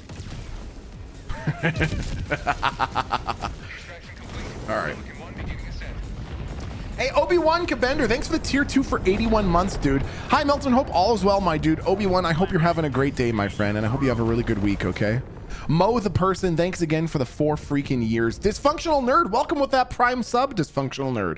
I appreciate you supporting the channel. Thank you for being here. Sorry for missing that earlier. Dutch Bastard, thanks for the 30 months of support for democracy, dude. For democracy. Alpha Y2K, thank you for the 17 freaking months. And Jam Beyond That Ass, thank you for the 17 months. So glad you're back, Dingus. Really glad to be here. Thanks for the resub, my friend. You should also watch Evolution and Eight-Legged Freaks if you haven't. What are those about? I can't believe I legit just opened Battlefield 1942 last night. You brought it up. I must have 1,000 hours in that game over the years. The flying physics was just chef's kiss. Isn't it so good, Algernon? I loved. It was one of the first games that I felt really was friendly to joysticks. I had some real basic bitch joystick that just had a throttle and the joystick, and man, I was so good at feathering the clutch on that motherfucker with those planes. Ah, damn, dude, the good old days. We want to have a Nosferatu watch party this week, says Slow Momo. What is that movie? Can you explain to me what that movie is, Momo? Oh, that doesn't look normal. It's supposed to be the rest of my body there.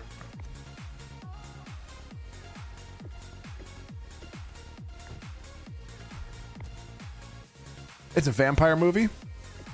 I don't mind vampire movies. We've almost got all that stuff, but not quite. It's a remake of a movie from 1922, which was like a fanfic or a rewrite of Dracula. That's fucking cool, man.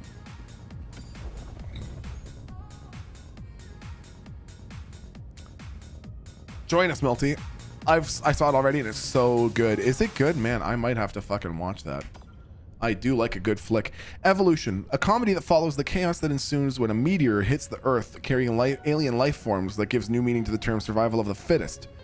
And eight-legged freaks, the residents of a rural mining town, discover that an unfortunate chemical spill has caused hundreds of little spiders to mutate overnight to the size of SUVs. God damn, dude. I'm pretty sure I was talking about this on stream. How, I think I was talking about this on stream about how back during the Carboniferous period. So back when the world was really experiencing its period of highest tree density, and therefore had the most number of oxygen producing organisms.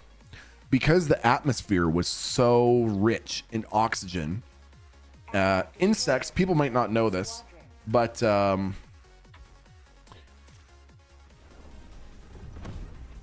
way a lot of insects breathe is through little holes on the sides of their bodies, kind of like pores. They don't have lungs and they don't like breathe in through their mouths. You'll see their whole body just kind of doing this. They're like pumping their thorax. They pump oxygen in there. And now with the balance that's in the atmosphere, their size is kind of regulated by how much oxygen they can get. But back in the day when the atmosphere was super, super dense in oxygen, bugs were fucking huge. I was just looking the other day that there was a species of armored worm called Arthropleura, which got up to 11 feet long and had armored plates that were up to half a yard wide on the back of a bug. A bug that's 11 feet long and has armored plates half a yard wide. What the fuck do you even do with that? And the weird part is they're pretty sure that they were like detritivores, not even herbivores. They only ate decaying plant material. They also talked about dragonflies the size of bald eagles. What the fuck, man? They talked about spiders the size of English bulldogs. Dude, fuck that shit, man. Let our enemies choke upon their territorial ambition. Freedom requires firepower. Requesting tech pack. Calling out a walker. Have you seen Attack of the Killer Tomatoes? It's one of the greatest bad movies of all time. So funny, man. Well, funnily enough, Tech recommended me that movie. But I still haven't seen it, no. You were like 3 in those days. Riz, what the fuck? What the fuck, Riz? You have played Ark Survival Evolved, right? I have played Ark Survival Evolved. I actually really liked Ark Survival Evolved. Played a lot of Darkside RP with Venelus and gang. Sheriff Eli and I used to set up a fucking house way out in the boonies, just trying to 2-man a team. Those are some good days, man.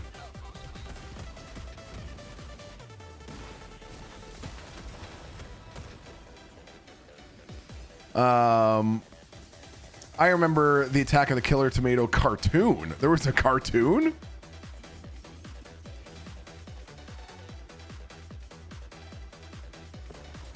Is that the game that you could poop in? Oh yeah, that's right. Yes, you could do that. Okay. Oh, nice. Okay, he did reinforce. I was gonna say, you gotta reinforce your guy, man. You gotta reinforce your dude, guy. Everything in the 80s had a cartoon. I've still never seen the Lord of the Rings cartoon, but I've heard good things about it. Can you make me a poop knife? Whoa, I didn't know I hit a hell bomb, but apparently I did. Oh my God.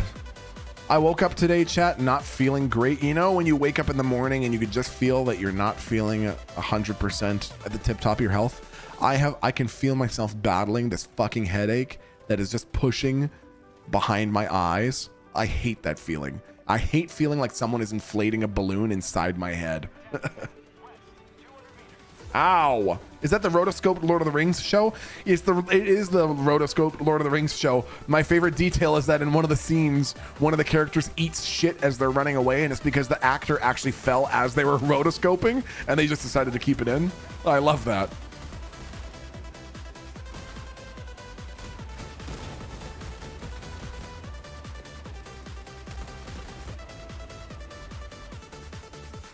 Sinus headache, gonna need some decongestant. Yeah, that's probably a good idea.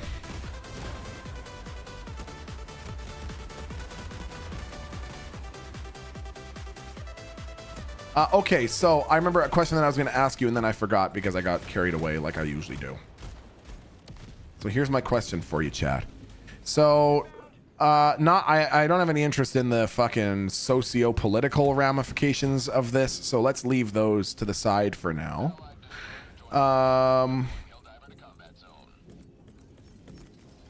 Some of you may be aware that there's a company that just released an AI model called DeepSeek.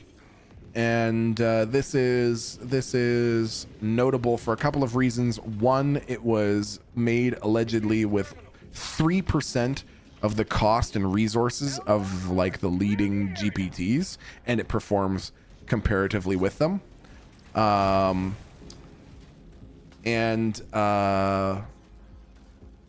The other detail being that this one was primarily made in China, and the concern being that when you use it while it's connected to the internet, it just says we're sending all of your keystrokes and any other information to servers that are in China, which is whatever your opinion is of that. The thing that I think is interesting is that it is completely open source.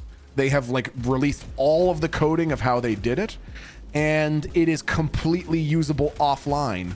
So you could, in theory, have an air-gapped computer, plug in a USB stick with this thing on it, and then it can run on an offline computer without even being connected to the internet at all. So that is interesting. And the reason that I'm bringing it up here is, what the fuck do you think it's going to mean for game design? I really honestly think that we are sitting here right now having this discussion. We are on the cusp of an era of like game design that we can't even really fully comprehend. I really genuinely think that with people now having such access to such high quality LLMs to help them with coding and stuff like that, I really think video games are about to be fucking insane. And can you imagine what it would be like to play Red Dead where every NPC you talked to was operating based on an LLM? I know that I mentioned this just the other day, but I still can't get over that. And with things like DeepSeek being released at the price point that it is, i.e. you can download it for free and put it on an offline computer and use it to help you code and shit like that, I really think that, man, like the types of games that we're going to see and the types of NPC interactions and the type of NPC intelligences that we're going to see, man, I really think we can't even fully comprehend it right now sitting here. I saw there's someone who really keeps up to snuff on a lot of the sort of AI tool development, on the day-to-day basis. Anyways, he said something that I think is so interesting. He said that DeepSeek being available at this price point, open source, and available to download online and put onto your own private computer or whatever. And he said it's so good, like this GPT is already so good that he showed a video of someone telling it, can you please write the code to generate a 3-dimensional sphere in like Blender or something like that?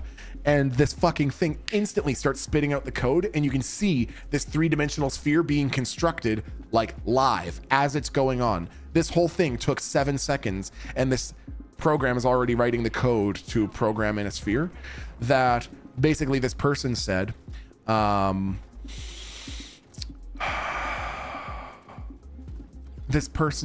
that in the future, like generations that are born now are going to learn coding with things like these GPTs, and they will not even understand what it means that there was a generation where you had to do that sort of shit manually. You know what I mean?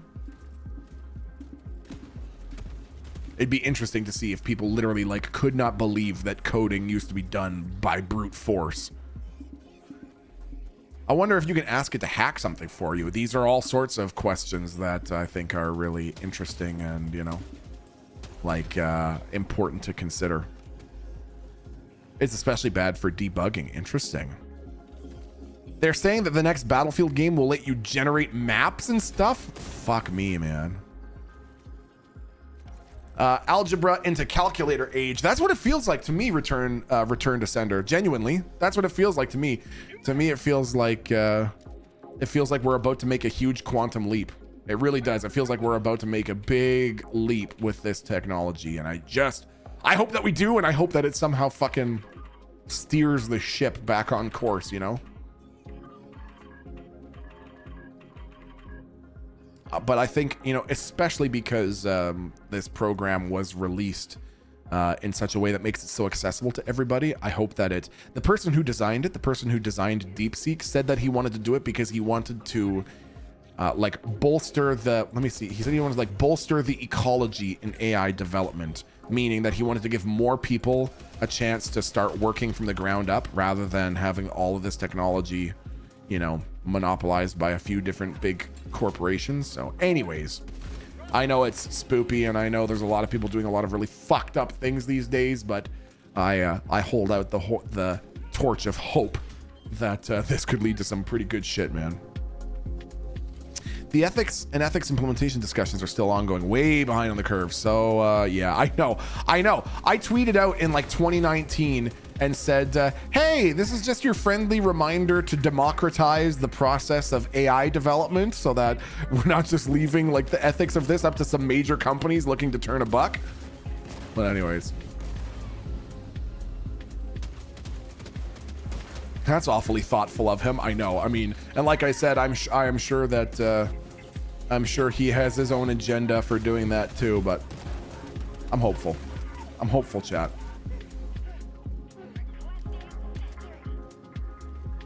Now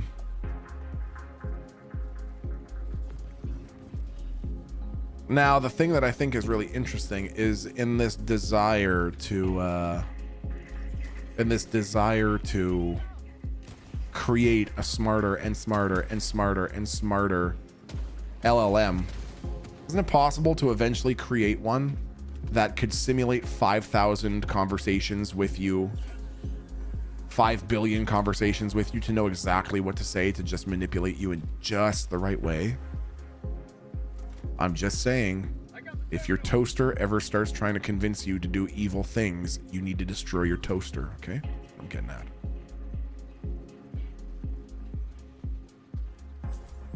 Speaking as a software engineer, LLMs fundamentally can't solve any difficult or new problem. The only thing that they're good at is automating common stuff. No, Delph. No, Delph32. Fucking listen here, okay? I got my degree in biology 15 years ago, and I don't know anything about software engineering, but I don't like to be disagreed with. So I am just going to say this with a lot of conviction that I am right and I know everything. And everything shit, you got me there. Also a software engineer. Hell yeah, Delph. Oh, that's awesome, Garbage. Fuck, software engineer. That's fucking cool, man. I admire you. Okay. Get her little suit back out. Back when the internet was just coming out, I'm sure there were people who thought it was the worst and would lead to a negative era of human existence. And while on the whole, it has become positive, there are definitely evil ways that people use it, just like with AI. Yeah, I think that's the truth. I think that's the truth too.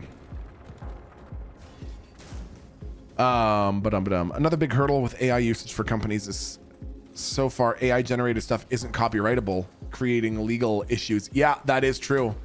That is absolutely true. I do think that's going to be an interesting element of it.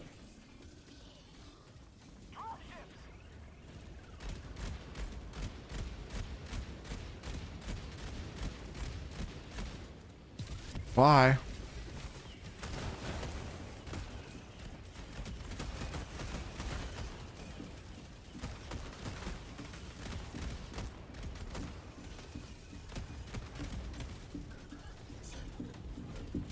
Okay, now.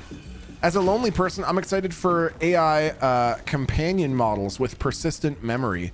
Yeah, I think there's going to be some really interesting uses like that. Like, I am optimistic about the idea of some of these advanced LLMs eventually being put into things like old folks' homes.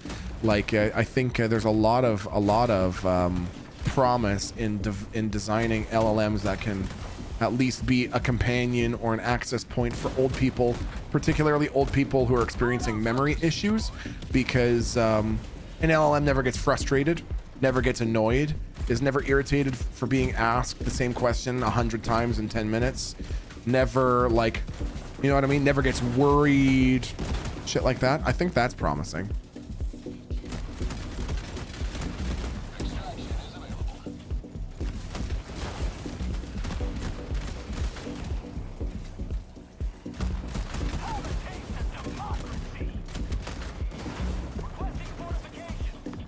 You need to train an AI model from your GTA videos to create a Kiki Chanel bot? Oh my god. Oh my god. Wouldn't that be so fucking funny? Dude. Oh, I wonder if I can train. Can I train a voice bot if I was just to talk to it as Kiki Chanel for like 4 hours? If I was just to narrate as Kiki Chanel, could I get a bot that sounded exactly like Kiki Chanel? That's fucking crazy, dude. Kinky Chanel. I used ChatGPT to fight through the puppy blues when I got my first dog last year. Told it to chat as if it were my dog, so I could ask it questions and learn about dog behavior that way. It kind of worked, but I've never felt dumber. Dude, don't feel dumb about doing that kind of shit, man. That's awesome. That's, in my opinion, that's exactly what it should be used for. I remember when baby T-Pike 1 had to get his first round of like immunization boosters, I like had an existential crisis. I was like, I can't do it. I cannot force my son to get some fucking needle. I can't. And to watch him like experience pain, I was like, I can't do it. And so I talked to ChatGPT and I was like, can you please pretend that you are fully versed on the Tao Te Ching and all the works of Eckhart Tolle and John Kabat-Zinn and explain to me in a very mindful way how I'm not a monster for doing this? And it actually, I thought it was pretty effective. I thought it was pretty decent. Spaceboy has one that sounds like James Randall. Oh my God, that's so funny. There's someone called Doug who programs bots that do that sort of thing all the time. Man, I'm gonna have to look into that because I think that'd be pretty funny.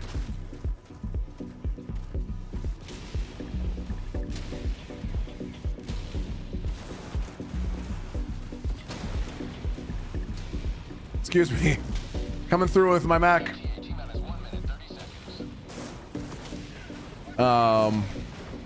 I had to wait over a year to get into therapy. Talking to AI actually helped me a lot. That's awesome. That's what I want. That's what I want to see more of. That sort of shit I find very uplifting.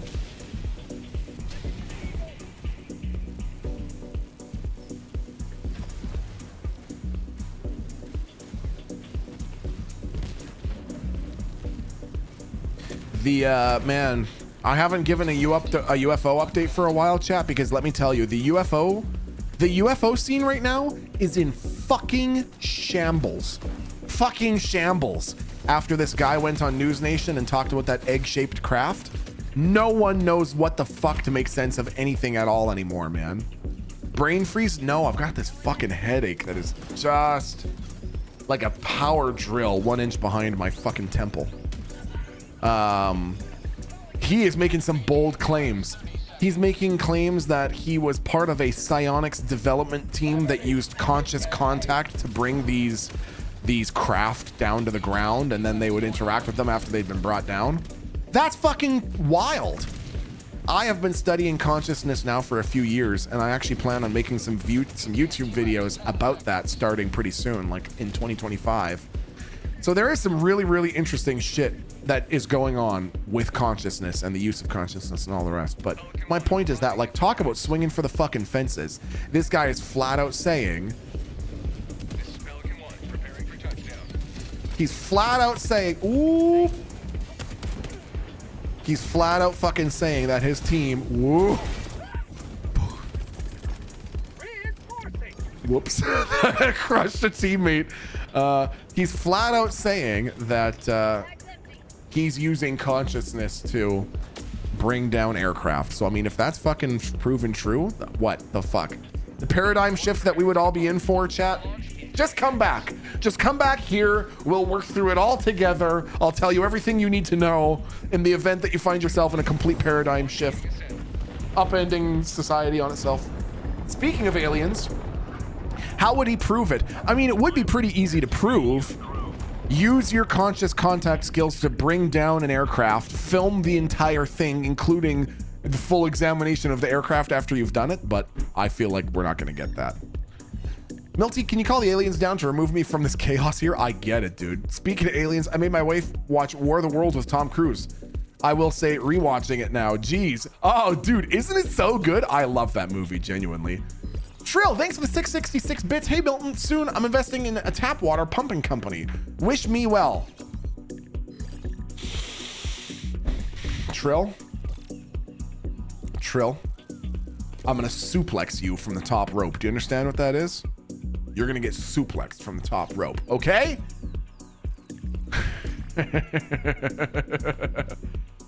I fucking got the joke. Yeah, I got it. It was ridiculous, and you make me upset.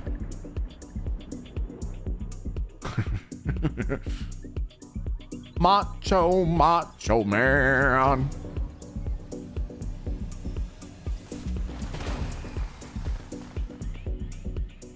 Oh.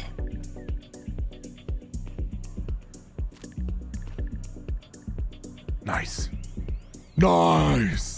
0 deaths, baby. 0. Okay. Chathew, my friends, if it's okay, I think I might actually take off a little early today. This fucking headache is starting to fucking kill me. I'm getting that thing where now it feels like it hurts to look. It hurts to look with my eyes. So I think I might go pop a couple of Advil and take some sinus decongestant. I think that's probably a good idea. What if we say no? You can't just say no. You've been kicked from the game. You've been kicked from the game. What are I getting kicked from the game for? Chat, thank you so much for hanging out with me today. Thank you for being here. Please be good to yourselves.